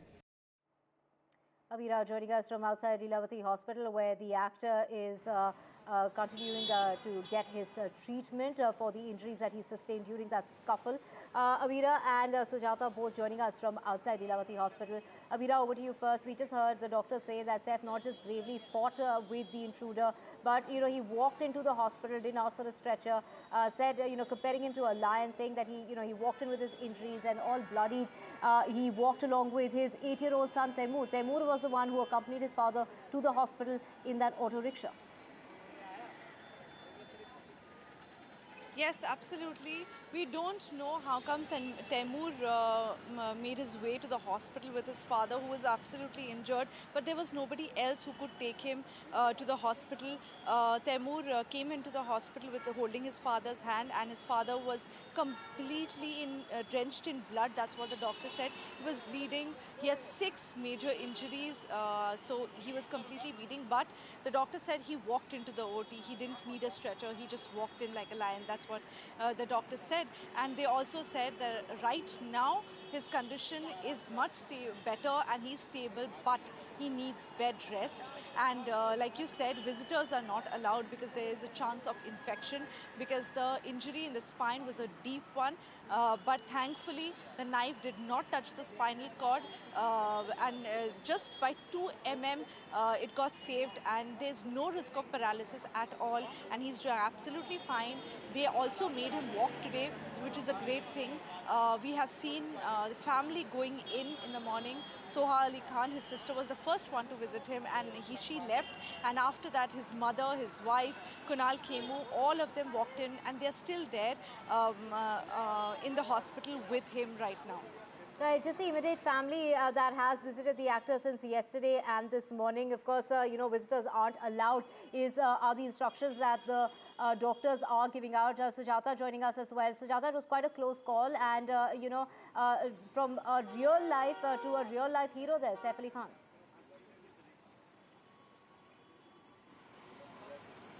Well, that's true, and also just like the doctor said, and also Abira just mentioned that Saif Ali Khan walked in like a lion, and that too with his 8-year-old son Taimur Ali Khan, who's often seen accompanying his father at every function that he goes.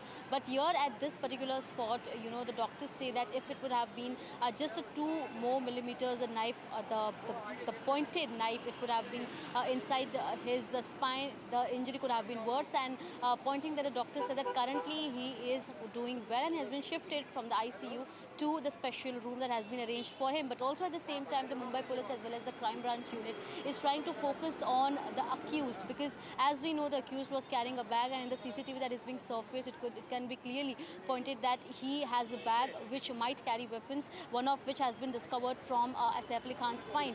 But here now Mumbai police has clarified that no detention has been made officially so far. However, the Deputy Chief Minister Eknath Shinde stated but later clarified that no such arrest have been made, though the Mumbai police and the crime branch is trying to get their hands on to this particular person, and also one of the workers who used to work with the other maids and person who used to work at Saif Ali Khan's residence. He was under the scanner, and yesterday one of the house help was questioned for more than 24 hours to find out his connection in this entire case, as well as the statement of Ellie Ama has also been recorded, who happens to be the maid of one of the children of Saif Ali Khan and Kareena Kapoor Khan. The families with Saif Ali Khan present at their residence, but definitely looking at the troubling situation of security and law and order in currently in Bandra, which is a big zone where celebrities reside, and big bureaucrats and businessmen too have their properties and offices here in Bandra West. So of course a big one for the Mumbai police to find out who exactly was the accused, and accordingly action should be taken, because it was Saif Ali Khan's residence, the quadruplex that is owned by the couple, and henceforth it becomes even more important to get their hands on the particular accused in the case. Right, 20 teams have been deployed in order to find that intruder, the suspect that you see on your screens. First, the visuals showing that how he'd entered the building, how he'd exited the building using the fire escape, managing not just to basically get inside and hide for an hour and a half before that scuffle that broke out. It was Saif Ali Khan, along with the help of his nanny, that managed to lock him inside a room and move the rest of the family and the family members upstairs to another floor. But he did again somehow manage to escape. Well, let's just get you more news now, and this is in regard to Kangana Ranaut's film Emergency that released today. It is the SGPC's protest against the film. Do remember that members of the SGPC were demanding that the film be banned in the state of Punjab. So they started to protest against the screening outside various cinema halls, and this protest that took place outside cinema halls in various parts of Punjab, whether it was Ludhiana, Patiala or Amritsar, and it is the actor who's reacted to that by saying that her movie is not being allowed to release, and that this really is the harassment of art and artists. So we have seen a lot of resentment against this movie Emergency, and we have seen a lot of protests are happening in various locations of Punjab. So in Mohali, what is the situation, and whether there is some protest is happening or not? Basically, there were few people who came around the malls, shopping malls like Mohali Walk and CP67 and Bestech. So they have gone back by showing their protest, and situation is very peaceful. So we have seen even the SGPC, they have written a letter to the Chief Minister saying that this movie should be banned. On the ground, are you finding some type of sentiments from the Sikh community? This is not my prerogative to answer this question, but still the people who came, they have done their peaceful protest and gone back. And Kangana Ranaut there coming out saying she has utmost respect for all religions, and after studying and growing up in Chandigarh, she's closely observed and followed the Sikh religion, and this is a complete lie and propaganda in order to tarnish her image and harm her film Emergency that released today. So we will keep tracking the story. For now, we're just slipping into a very short break.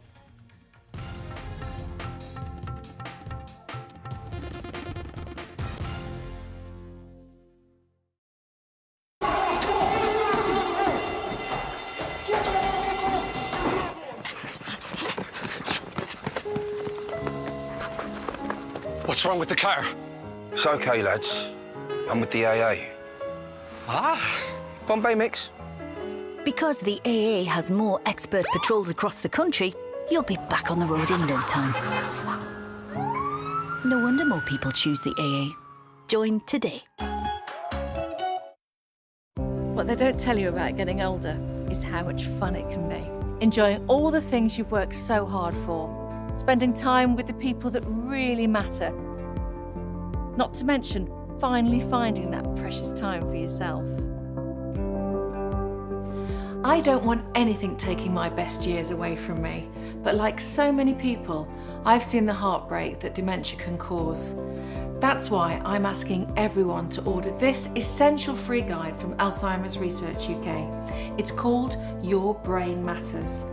We all know what's good for our heart and our lungs, but do you know how to keep your brain healthy too? Well, this guide tells you how, in 7 steps you can start taking right now, whatever your age. Just ring the number on screen to get your free copy. Inside you'll find facts and tips that can keep your brain healthy and help reduce your risk of developing dementia. It's advice you can really trust from leading dementia scientists. Read it, keep it, and check back whenever you need to. Order your free copy now. Call Alzheimer's Research UK on 0800 035 5984 or text BRAIN2 to 78866. Think of it as another way of planning for your best years, because your brain really matters. This EE winter sale, get the amazing Google Pixel 9 Pro and save a huge £623. Plus, get unlimited data. Then kickstart your year with Gemini Live, the ultimate assistant in your pocket. From practicing interview questions to planning trips away. Just go live to talk things out with Gemini. All on the UK's best network. No wonder tech lovers choose EE. Offer ends 30th of January. From interesting tech startups to industry-leading companies, politics, sports, culture, curry, cricket. Oh, there's so much to talk about. Like me, if you too thrive on interesting conversations, this is a show you cannot miss. Watch this space to know more about all matters and all people that make Britain what it is today. Out of Britain, with me, Radhika Iyer.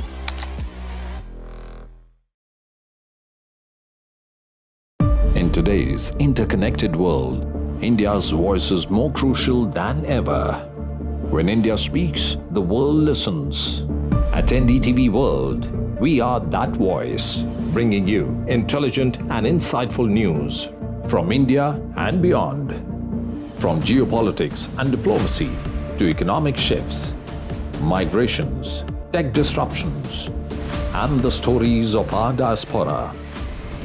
We cover the news that shapes our global future. NDTV World, your new home for global news is here. Now we move on to the next category, which is the Youth Icon of the Year. And for this, मैं एक बार फिर से request करूँगी आशा पारेख जी का stage पर आने के लिए, और साथ ही इनवाइट करेंगे मयंक अग्रवाल जी को, CEO Gallant Group of Industries, to join us on stage for this next category of awards.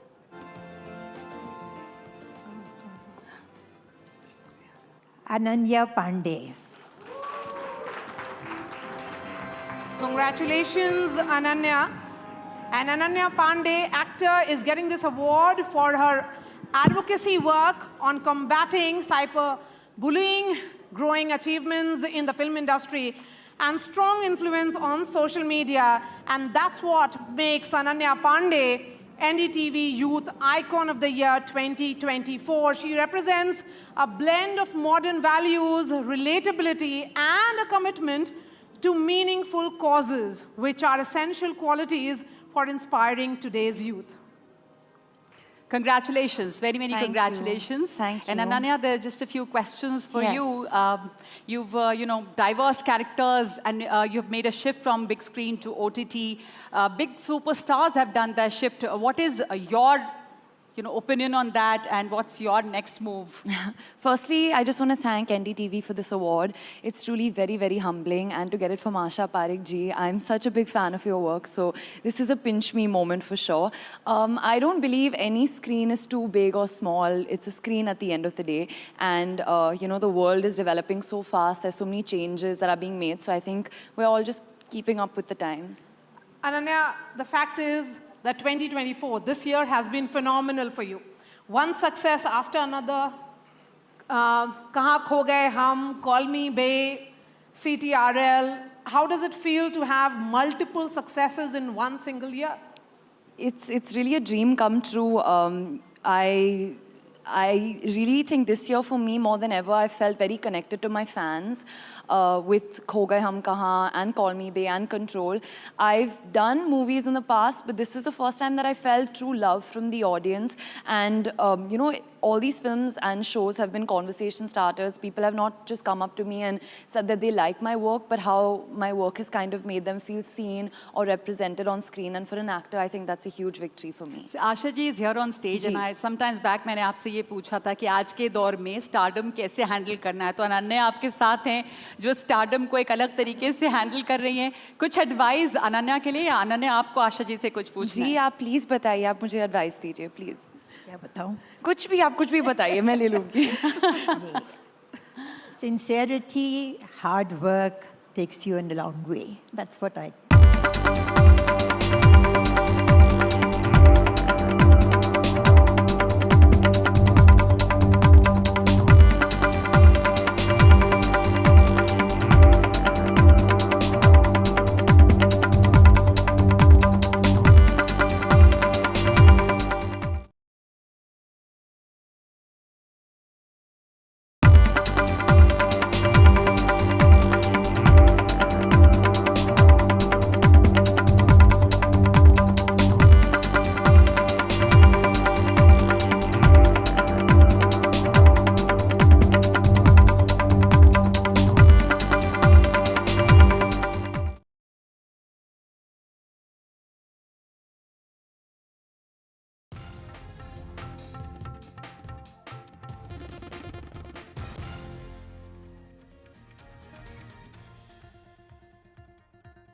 Let's get you the very latest. This is in regard to the US consulate, which has finally opened in Bengaluru. It was inaugurated by External Affairs Minister S. Jaishankar, as well as US Ambassador Eric Garcetti and Karnataka's Deputy Chief Minister D.K. Shivkumar. But it has sparked a fresh political dispute in Karnataka, with the Congress there criticizing the BJP for spreading misinformation. It's Priyank Kharge who's gone on to slam BJP MPs for misleading citizens, as he says the consulate will only be servicing Americans and businesses. It'll take a while before you can start processing visa from here, is what he said, because for now the consulate is in a temporary location. It is at the JW Marriott Hotel and is functioning only with limited staff. Let's listen into what D.K. Shivkumar had to say.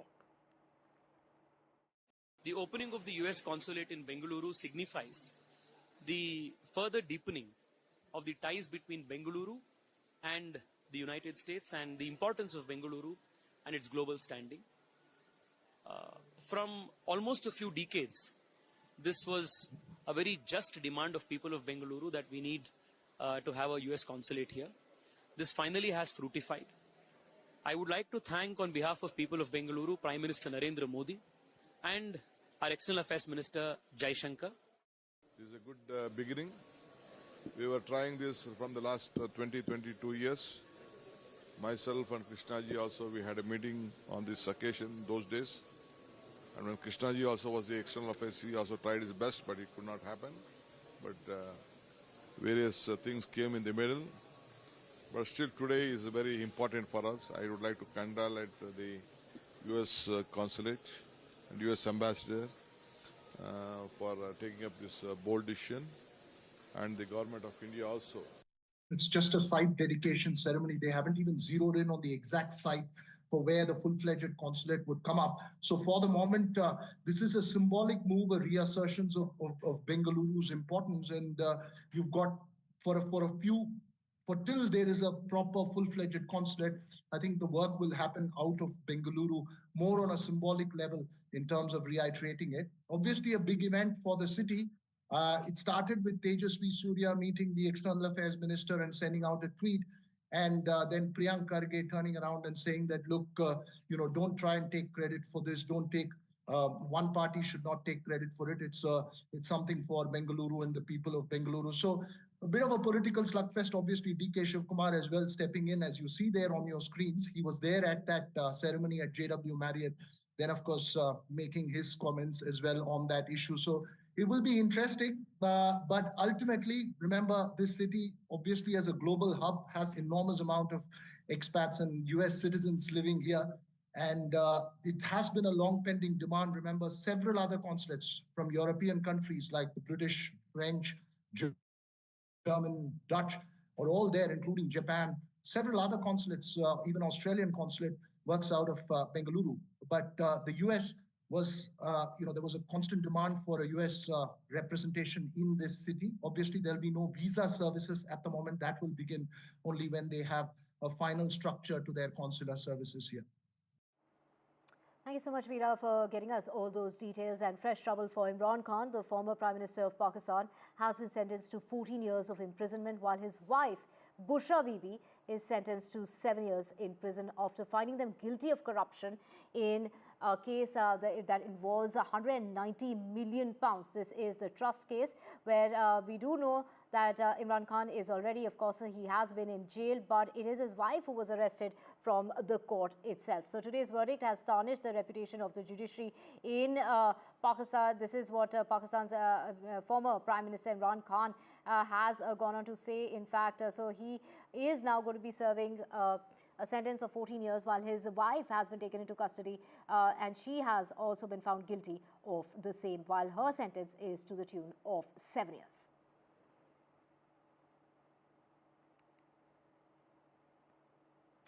Getting into some sports news now, and the Board of Control for Cricket, the BCCI, has introduced a 10-point disciplinary guideline policy in order to boost the team's discipline and improve the performance of the players. This new policy includes some significant changes, such as mandatory domestic cricket that will be mandatory for players, also a no endorsement while they're on tour, and also restriction when it comes to the family that usually accompanies the players. To get to know more on this, we have Osama joining us. Osama, a lot of changes that are being made by the BCCI. Take us through what all does this entail?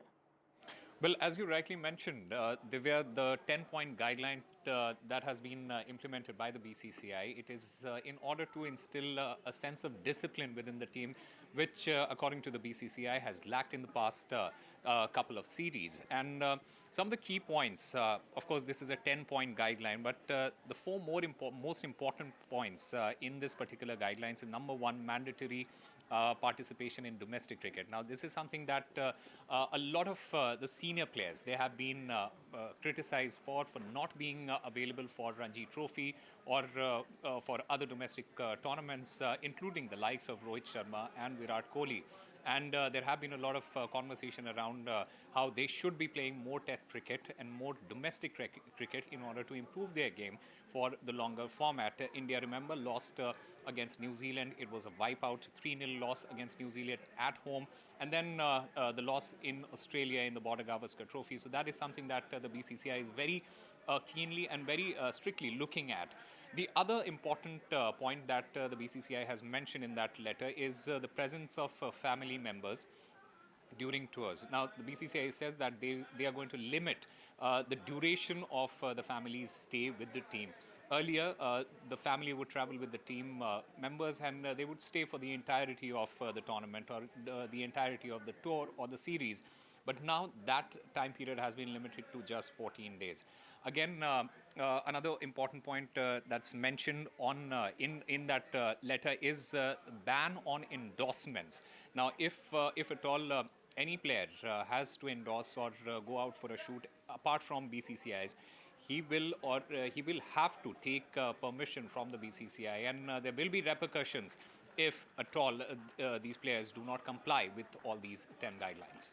Right, violators in fact may just face an IPL ban amongst other things. Thank you so much, Osama, for joining us with all those details. But that was leaving a short break. Back with a whole lot more.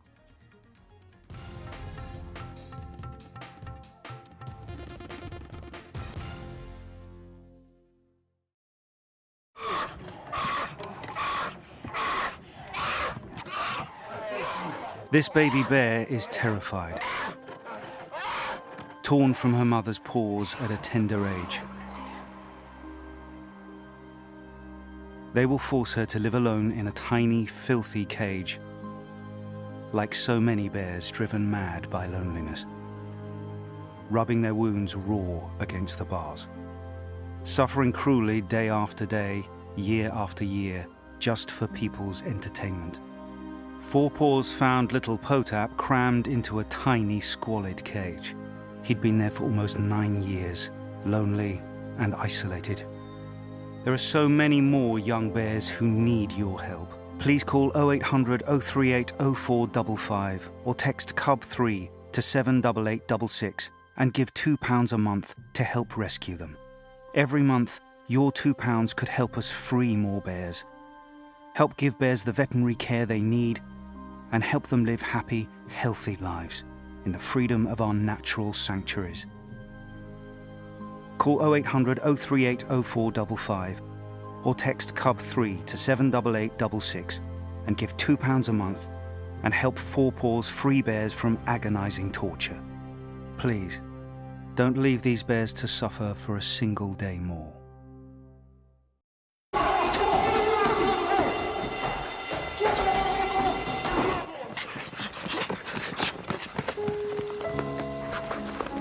What's wrong with the car? It's okay, lads. I'm with the AA.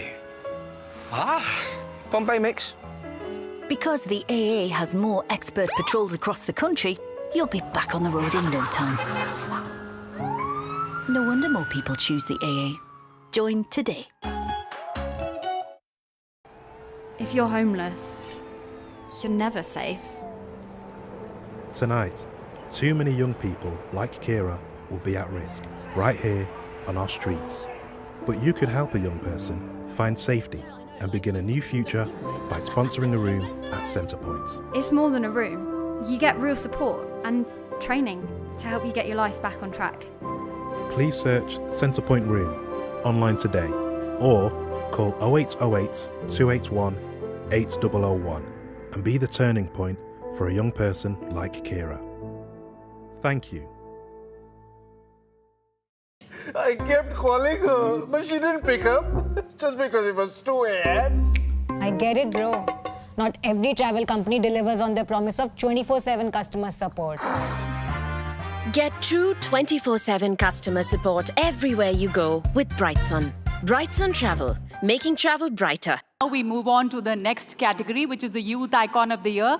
And for this, मैं एक बार फिर से request करूँगी आशा पारेख जी का stage पर आने के लिए और साथ ही इनवाइट करेंगे मयंक अग्रवाल जी को, CEO Gallant Group of Industries, to join us on stage for this next category of awards.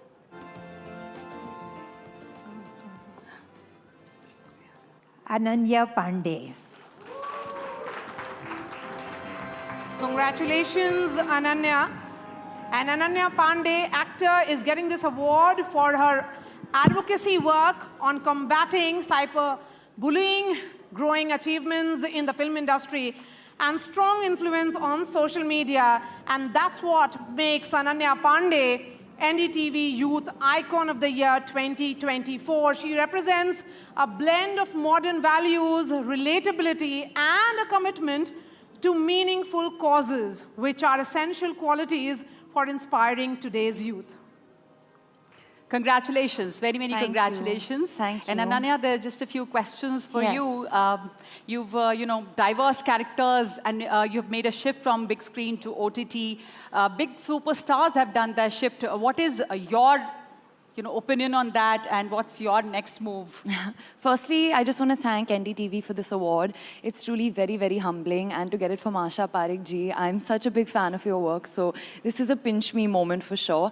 I don't believe any screen is too big or small. It's a screen at the end of the day, and the world is developing so fast. There's so many changes that are being made, so I think we're all just keeping up with the times.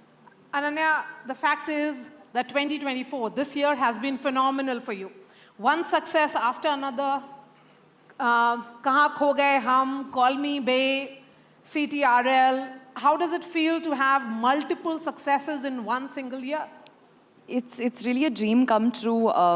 I really think this year for me more than ever I felt very connected to my fans with Kho Gaye Hum Kahan and Call Me Bae and Control. I've done movies in the past, but this is the first time that I felt true love from the audience. And you know, all these films and shows have been conversation starters. People have not just come up to me and said that they like my work, but how my work has kind of made them feel seen or represented on screen. And for an actor, I think that's a huge victory for me. So Asha ji is here on stage, and I sometimes back मैंने आपसे ये पूछा था कि आज के दौर में स्टारडम कैसे हैंडल करना है, तो अनन्या आपके साथ हैं जो स्टारडम को एक अलग तरीके से हैंडल कर रही हैं. कुछ एडवाइस अनन्या के लिए, या अनन्या आपको आशा जी से कुछ पूछना है? जी आप प्लीज़ बताइए, आप मुझे एडवाइस दीजिए प्लीज़. क्या बताऊं? कुछ भी, आप कुछ भी बताइए, मैं ले लूँगी. Sincerity, hard work takes you in the long way. That's what I.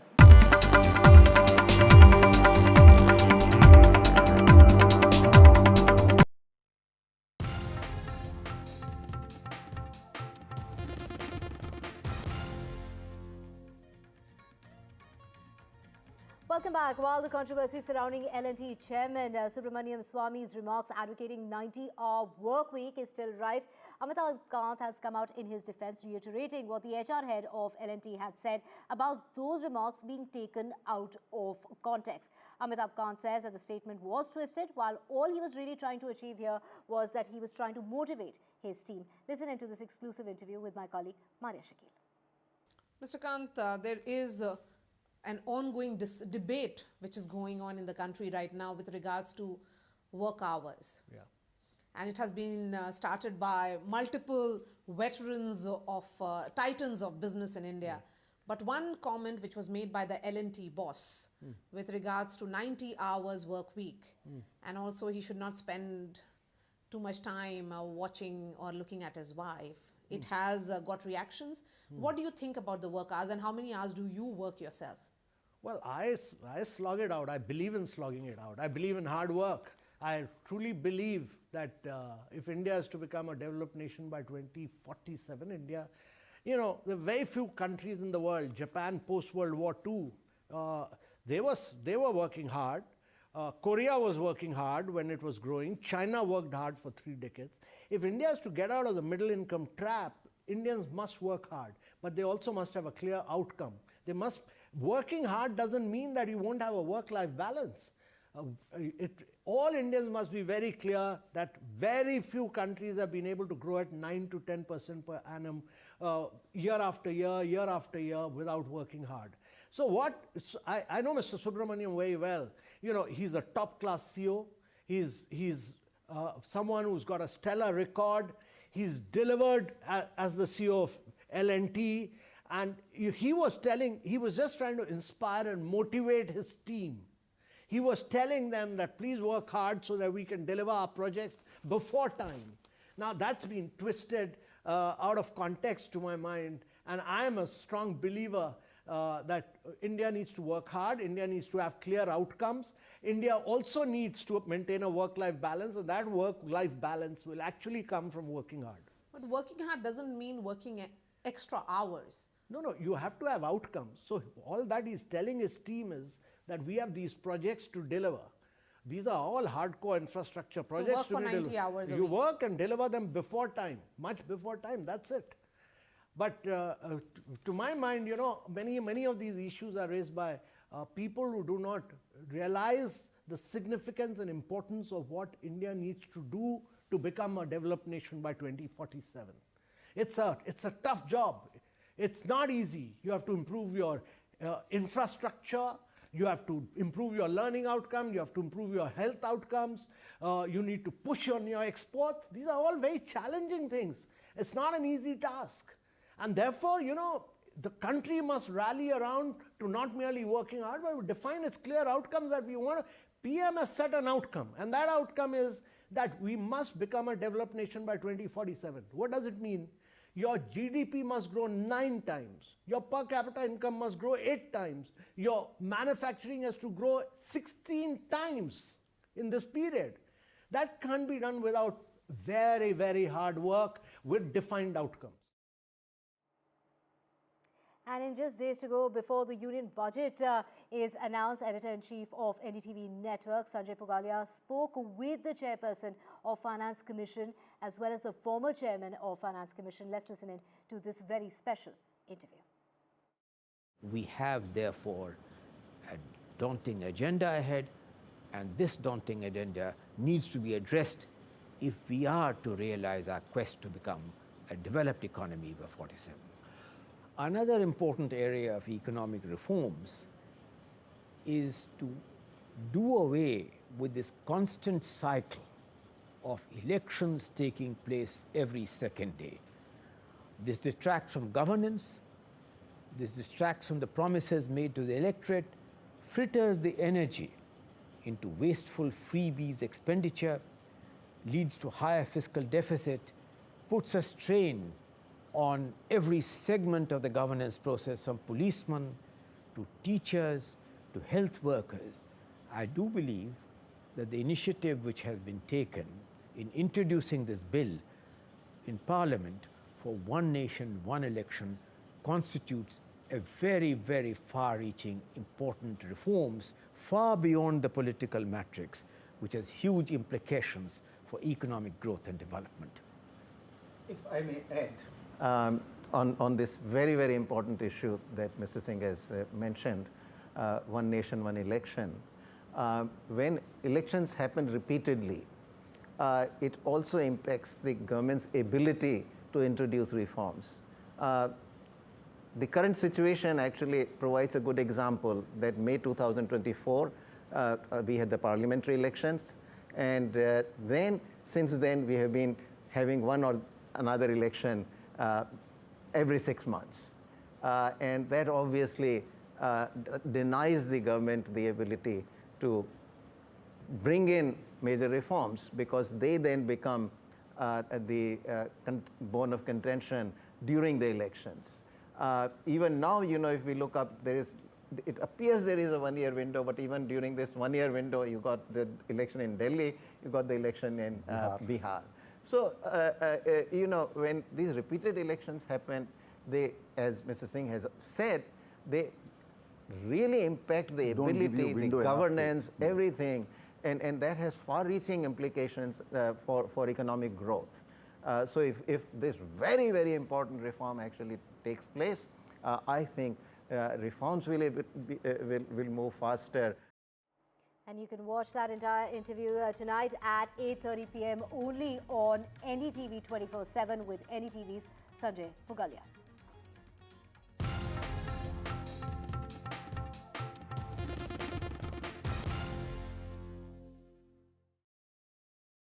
No child should suffer the torture of trachoma, but so many are in pain right now. Nananga's lashes have turned inwards. They rip and tear away at his eyes. Pamelo's sight could be gone forever. He's just 3 years old. Kofanga screams for his mother. His eyes are so infected that he can't even see her. For so many children in the world's poorest countries, trachoma is torture. It's a painful infection often spread by flies, and it's destroying children's eyesight. But it could be stopped if you help today.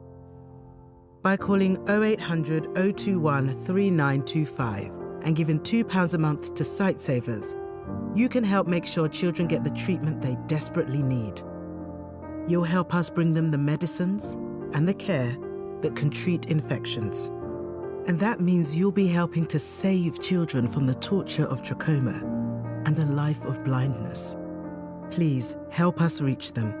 Call 0800 021 3925, text C7 to 82727, or go online and give just £2 a month now. Because we need you to help save the sight of children like Nananga. We need you to help save them from the torture of trachoma.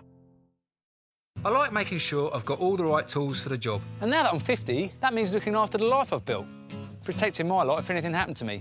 That's why I decided to learn more about over 50s life insurance from Cover Today.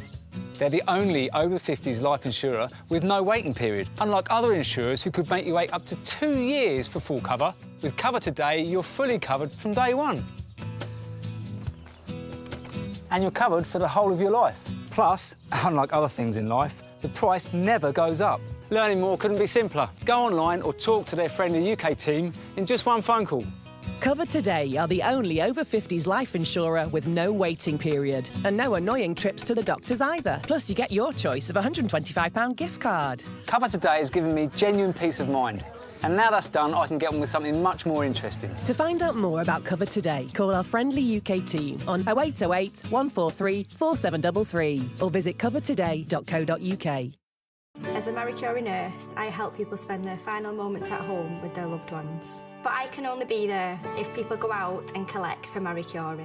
When you collect for the Great Daffodil Appeal, you'll help us provide expert care that eases pain at the end of life, whatever the illness. It's so easy to join in. Just call 0800 144 5564 or search Marie Curie Collect. We really need more people to collect this year.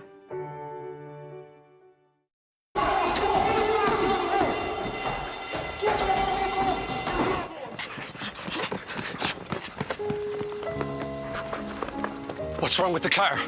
It's okay, lads. I'm with the AA. Bombay mix. Because the AA has more expert patrols across the country, you'll be back on the road in no time. No wonder more people choose the AA. Join today. Quidco gives you cashback every time you shop on over 5,000 brands. It always pays to Quidco. Sign up and start saving today. Visit quidco.com. If you're homeless, you're never safe. Tonight, too many young people like Kira will be at risk, right here on our streets. But you could help a young person find safety and begin a new future by sponsoring a room at Centrepoint. It's more than a room. You get real support and training to help you get your life back on track. Please search Centrepoint Room online today or call 0808 281 8001 and be the turning point for a young person like Kira. Thank you. Love a good deal? Try Free to Play Deal or No Deal, only at Tombola. There's up to £1,000 to be won. Get that good deal feeling. Open for fun. This poor creature is a lion, trapped in a cold, bare cage, alone. Terribly malnourished, just skin and bone. How can anyone simply leave a lion to rot and die? Right now, there are thousands of big cats suffering the same torment, languishing in cruel cages, neglected, abandoned, left to die. Will you help Four Paws free big cats suffering around the world right now? Please call 0800 035 7798, text RESCUE to 70544, or go online and give just £3 a month. Help Four Paws cut the bars and rescue these cats from their prisons. Help us take them to our sanctuaries where they can begin to recover. You'll be setting big cats free from pain and protecting them from cruelty, letting them see the blue sky above and breathe the clean, fresh air of freedom for the first time. But they are the lucky ones. Please call 0800 035 7798, text RESCUE to 70544 to give £3 a month via your mobile phone. Because if no one cuts the bars and frees these big cats, they will die trapped and alone. This is an important message for people living with diabetes, from people living with diabetes. When I was experiencing the symptoms of diabetes, I didn't know what was going on. You go on the internet and it's full of horror stories. I didn't understand about carbs, I didn't understand about blood glucose levels. That's why the support I get as a Diabetes UK member is so important. You can become a Diabetes UK member for just £3 a month. When you do, you'll receive a practical guide specific to your type of diabetes and a copy of Balance magazine 4 times a year. Plus, you'll help support research that could lead to better treatments for all types of diabetes. As members, we're all working it out together. Call 0800 144 5410 or go online to become a Diabetes UK member for just £3 a month. Join us now because membership can help you learn to live better with diabetes.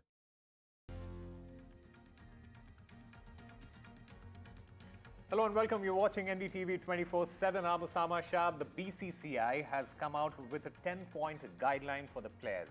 What does it mean for them and for Indian cricket at large? We'll get you all the details, but first, let's take a look at the headlines.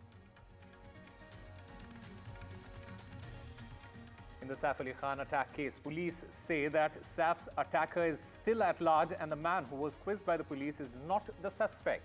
The police have now cleared the man they questioned.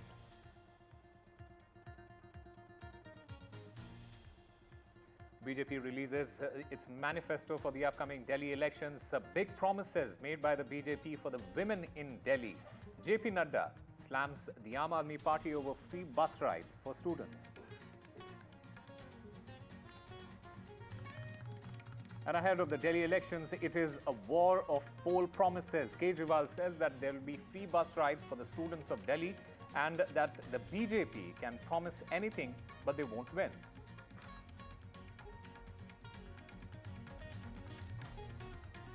BCCI cracks the whip on cricketers and issues a 10-point disciplinary guidelines and limits on family time while on tour and makes participation in domestic matches mandatory for the players.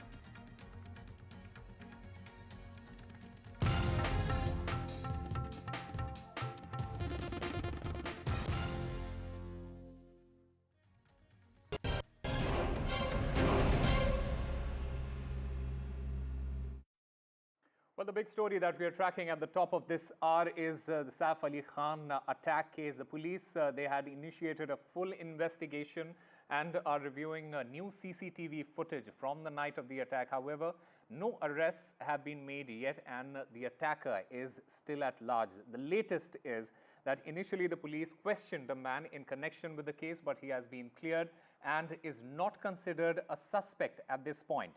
The police, they have confirmed that this individual is not connected to the Saif Ali Khan case. Saif, remember, is currently being treated at the Leelavati Hospital in Mumbai. His injuries are not severe. The police are working to identify the intruder and bring them to justice. वो बहुत ही sad incident है and हम सब concerned हैं, हम सब fraternity से बहुत कंसर्न्ड हैं. आपने इनडायरेक्टली पूछा, आप डायरेक्टली पूछते ज़्यादा रिस्पेक्टेबल लगता. We hope that Saif's health is better and we hope that he is feeling better. और आई थिंक हम सब बहुत ही शॉक थे जो हुआ उसके साथ.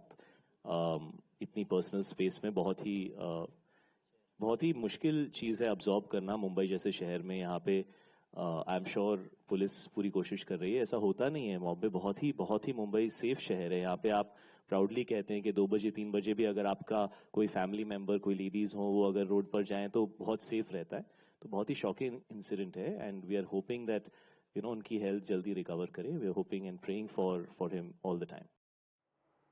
All right, I'm currently joined by my colleagues Radhika Ramaswamy, who's outside Saif Ali Khan's residence, and I also have Abir Adhar, who's at the Leelavati Hospital tracking all the latest developments. Radhika, to you first. The police, they apprehended somebody and they have now said that this is not the person. What is the current status as far as the police is concerned? Looks like investigations are back to square one because initially we were told that they were close to nabbing the accused. A man was brought inside the police station and he looked similar to the man who was seen in those CCTV visuals, but looks like this is not the man they are looking for. So the police officials, the senior police officials have confirmed to us, have confirmed to NDTV that this man has no connection to Saif Ali Khan case whatsoever, and that no detentions or arrests have taken place. So yes, investigations underway, 20 police teams working around the clock to nab the accused. They are deployed in multiple places, not just in Mumbai, outside of Mumbai, within Bandra as well. And there are a couple of police officials inside the crime scene, inside Saif Ali Khan's residence also.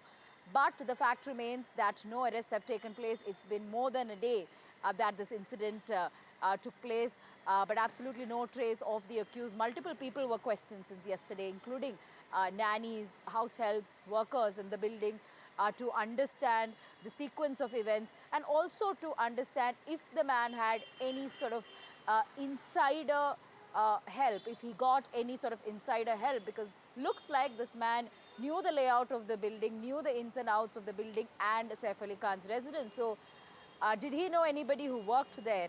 Was he somebody who was part of any of the labor work that happened over a period of time in this particular building? So these are questions that the Mumbai police is seeking answers for, but no trace of the accused. So far, Abira will be able to take us through the health updates of Saif Ali Khan. But as far as probe or investigations are concerned, technical data is being looked into. Bunch of informers are being, examined, and their help is also being sought.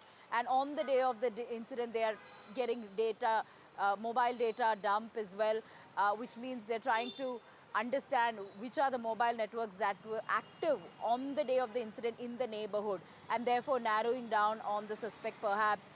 Looks like this man went to Bandra railway station and took a train to a suburban area. Where did he go soon after the incident? Where did he flee to? Of course, he terrorized the family for close to half an hour. He was in the building premises for an hour. He threatened the family members, asked for a ransom of 1 crore, attacked them and fled from the spot. So very, very serious, very, very grave what happened. But unfortunately, Mumbai police not successful in tracing the accused yet. Right. Meanwhile, Saif Ali Khan, he's currently being treated at the Leelavati Hospital in Mumbai, and his injuries are not severe, is what we understand. At the moment, the police, they are like Radhika mentioned, they are working to identify the intruder and bring them to justice. In fact, the doctor, the chief neurosurgeon of the Leelavati Hospital in Mumbai, Dr. Nitin Dange, he has said that there were 2 injuries on his hand, and one was in the neck, which has been cured by plastic surgery.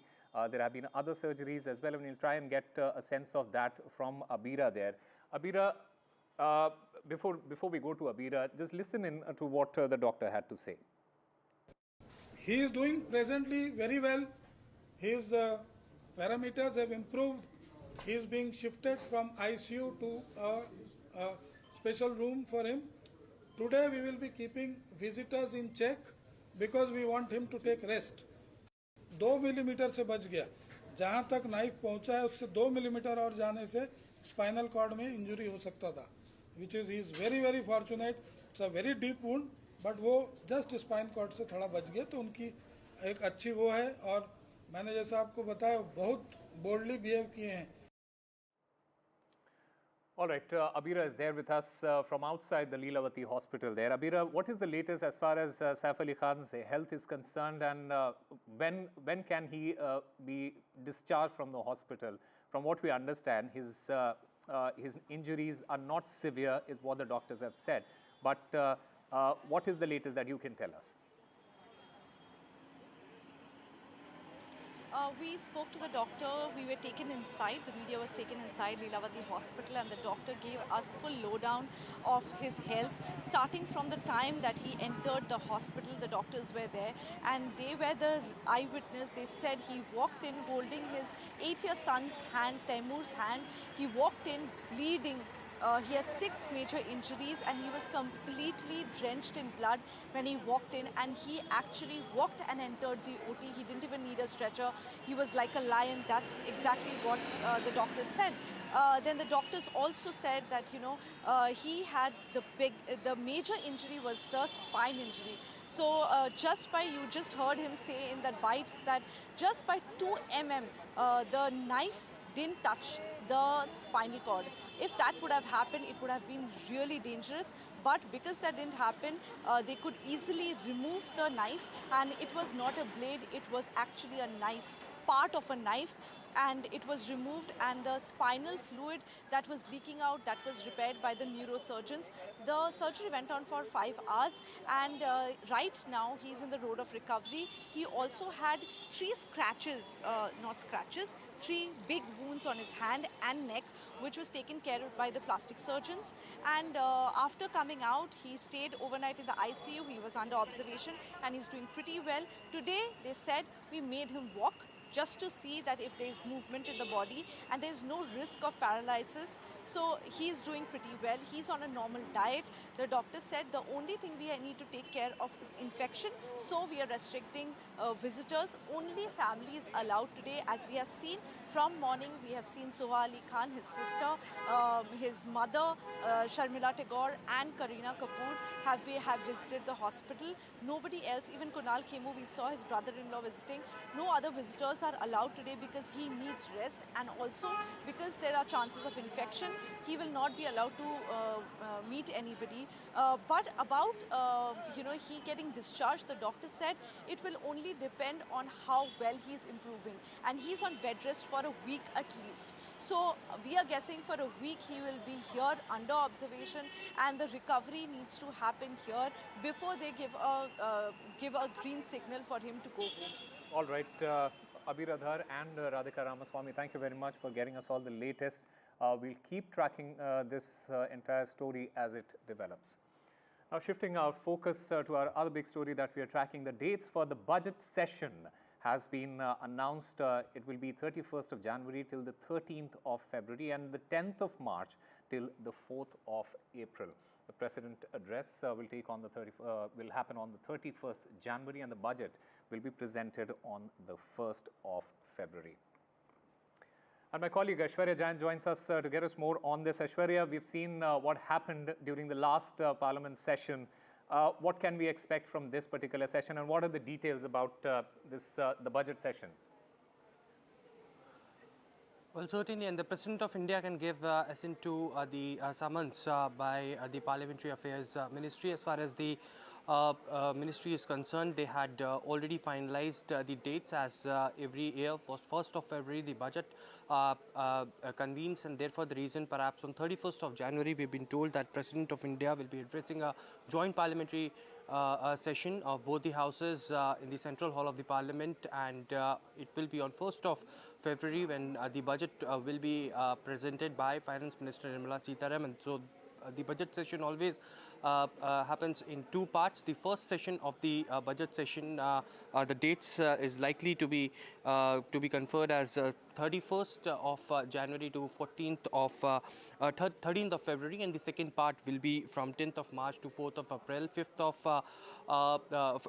to 4th of April, and because 5th is the date of polling in the national capital, so most likely that will be an off day, and on 12th February as well, because there is Ravidas Jayanti, it would be an off day for both the houses of Parliament, and the first an important one, because this is a budget session, and and the economic survey papers will be laid down on 31st of January itself. So an important dates being now announced by the government as far as the budget session 2025 is concerned for Parliament.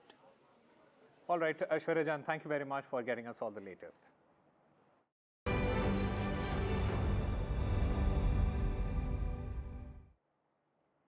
Well, the BJP has come out with its manifesto for the upcoming Delhi elections, and the Aam Aadmi Party national convener Arvind Kejriwal, he's speaking about the BJP manifesto. In fact, he hit out at the manifesto. Let's listen in to what he has to say. Line पूरे इनके संकल्प पत्र में नहीं है कि दिल्ली की कानून व्यवस्था क्या से, पूरा का पूरा इनका संकल्प पत्र झूठ का पुलिंदा है। दिल्ली की जनता इनसे पूछना चाहती है, 2020 में इन्होंने कहा था जहां झुग्गी वहां मकान, और बोले 2022 तक 5 लाख झुग्गी वालों को 5 लाख मकान बना के देंगे। आज फिर वही लेके आ गए वादा, जहां झुग्गी वहां मकान। कितनी बार? 10 साल में 4,500 मकान बनाए हैं। इस साल से इस स्पीड से 1,000 साल लगेंगे सारे मकान बनाने में। पिछली बार इन्होंने वादा किया था पक्की कच्ची कॉलोनियों की रजिस्ट्री कराएंगे। 40 लाख लोगों की रजिस्ट्री होनी है। 5 साल में 25,000 रजिस्ट्री कराई है। इस हिसाब से तो पता नहीं कितने साल लगेंगे। वो भी वादा पूरा नहीं किया। इन्होंने वादा किया था राजस्थान के चुनाव में, कई और चुनाव में 500 का सिलेंडर देंगे, कहीं नहीं दिया। कहां दिया? कहीं नहीं दिया। इन्होंने वादा किया था 15 लाख रुपए देंगे, किसी को नहीं दिए। इन्होंने वादा किया था 2 करोड़ नौकरियां देंगे, किसी को नहीं दी। तो जनता के 2-3 प्रश्न है कि 10 साल में तुमने क्या काम किया, पहले तो ये बताओ। 10 साल में पूर्वांचली समाज के लिए क्या काम किया, ये बताओ। कानून व्यवस्था को लेके तुम कैसे कानून व्यवस्था सुधारोगे, तुमने क्यों नहीं 10 साल में क्या काम किया, ये बताओ। तो इनका पूरा का पूरा संकल्प पत्र जो है वो खोखला है, झूठ का पुलिंदा है। और एक ही लाइन का है कि जो काम केजरीवाल कर रहा है हम भी केजरीवाल से सीख के वही काम करेंगे। तो केजरीवाल से सीख के करोगे तो केजरीवाल कोई बुरा थोड़ी है। अगर एक आध प्रश्न है तो बता देंगे।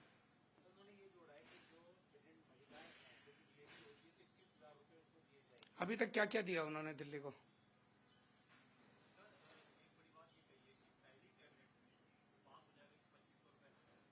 तो वो हम भी पहली कैबिनेट में कर देंगे। उन्होंने कोई कैबिनेट नहीं करनी, उनको पता है। मेरे को ये आश्चर्य हो रहा है जब उनकी सरकार ही नहीं बन रही, उनको भी पता है उनकी सरकार नहीं बन रही, तो थोड़ा सा यार विजन थोड़ा बड़ा रखते। 2,500 की जगह 5,000 दे देते। 10,000 का ऐलान ही तो करना था, कुछ भी कर देते ऐलान। वो भी मतलब इतनी संकीर्ण मानसिकता है इनकी, वो भी इनका मतलब 2,500 से ऊपर नहीं गए। जब ऐलान ही करना है और देना नहीं है, पता है सरकार हमारी बन ही नहीं रही है।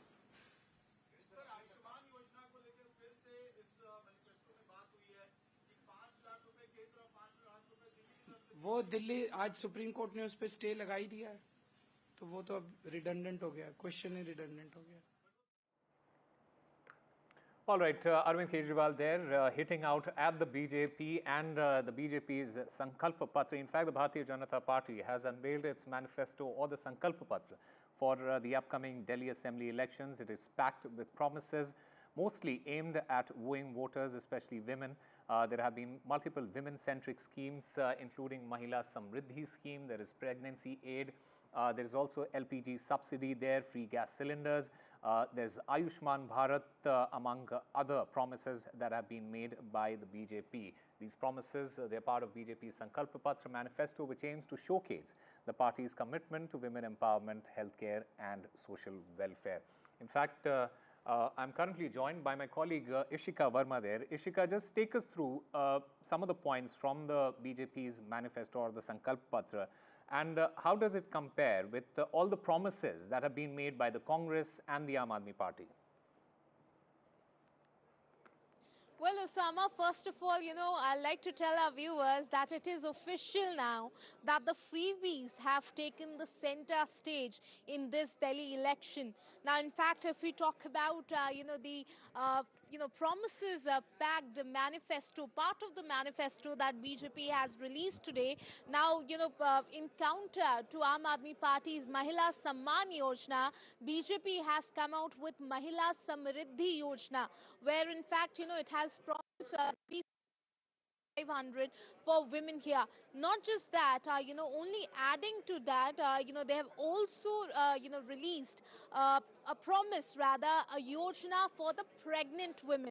It is called the Chief Minister Matriya Suraksha Yojana, where they will be providing rupees 21,000 and also 6 nutrition kits to the pregnant women.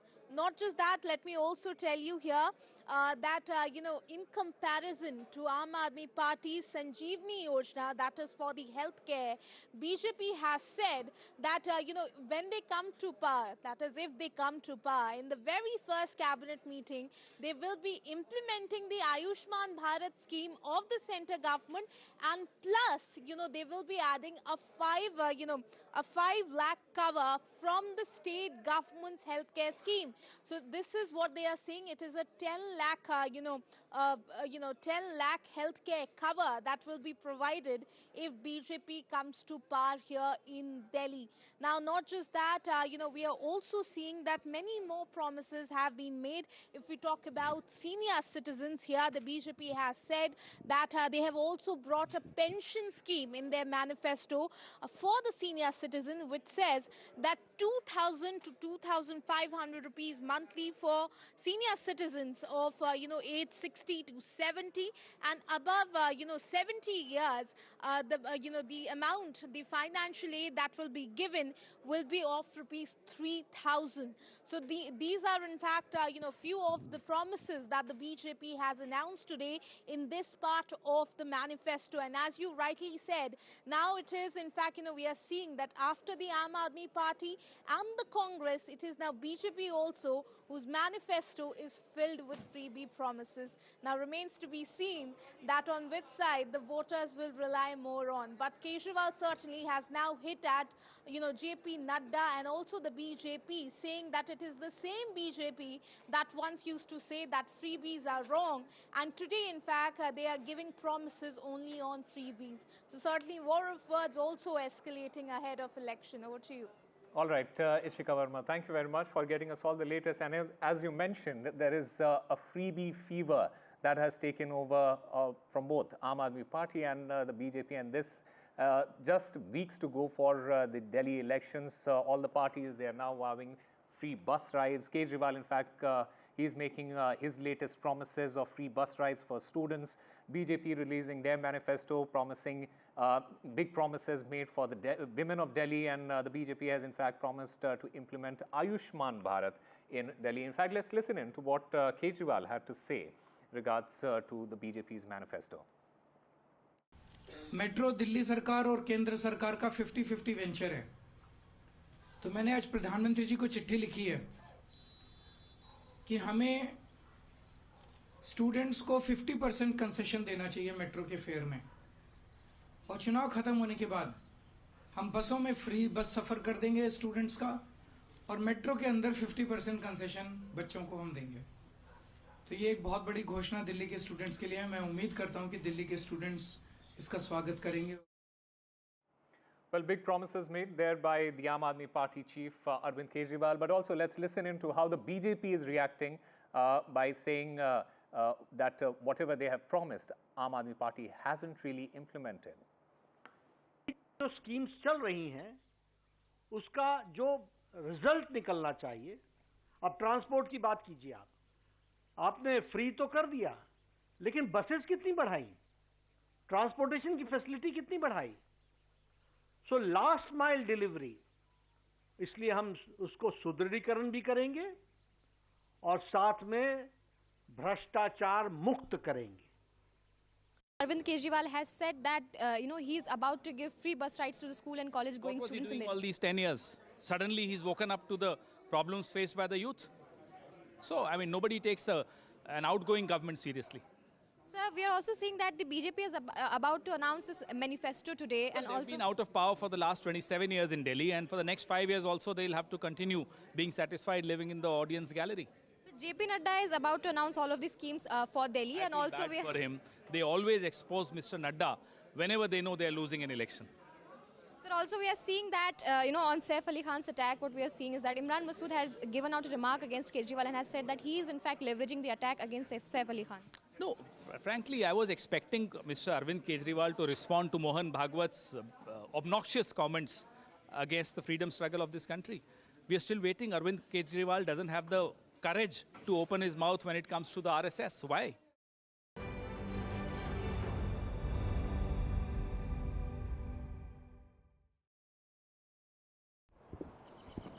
Hello. How was Iceland? It was good, I guess. Had a few issues here and there. Didn't you check Brighton? No, the sun wasn't bright at all.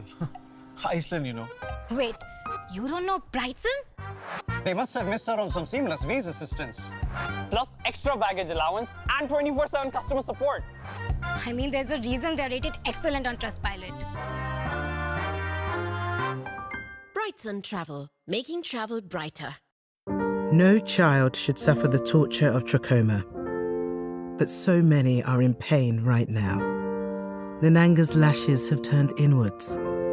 They rip and tear away at his eyes. Pamelo's sight could be gone forever. He's just 3 years old. Kofanga screams for his mother. His eyes are so infected that he can't even see her. For so many children in the world's poorest countries, trachoma is torture. It's a painful infection often spread by flies, and it's destroying children's eyesight. But it could be stopped if you help today.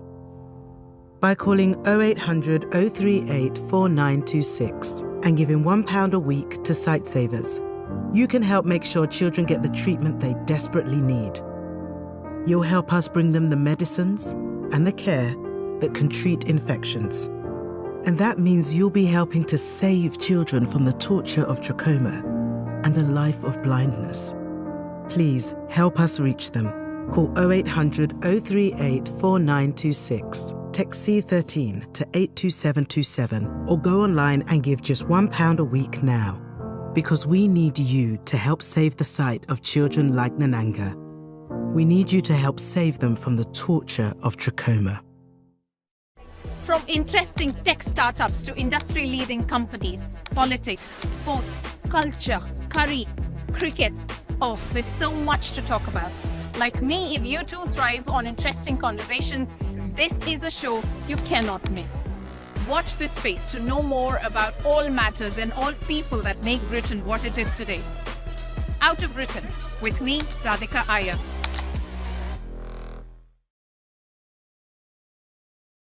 In today's interconnected world, India's voice is more crucial than ever. When India speaks, the world listens. At NDTV World, we are that voice, bringing you intelligent and insightful news from India and beyond.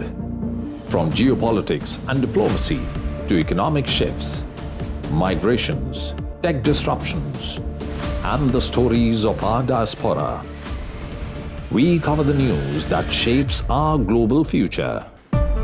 NDTV World, your new home for global news is here. Now we move on to the next category, which is the Youth Icon of the Year. And for this, मैं एक बार फिर से request करूँगी आशा पारेख जी का stage पर आने के लिए और साथ ही invite करेंगे मयंक अग्रवाल जी को, CEO Gallant Group of Industries, to join us on stage for this next category of awards.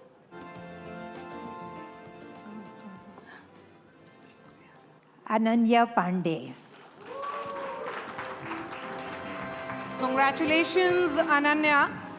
And Ananya Pandey, actor, is getting this award for her advocacy work on combating cyberbullying, growing achievements in the film industry, and strong influence on social media. And that's what makes Ananya Pandey NDTV Youth Icon of the Year 2024. She represents a blend of modern values, relatability, and a commitment to meaningful causes, which are essential qualities for inspiring today's youth.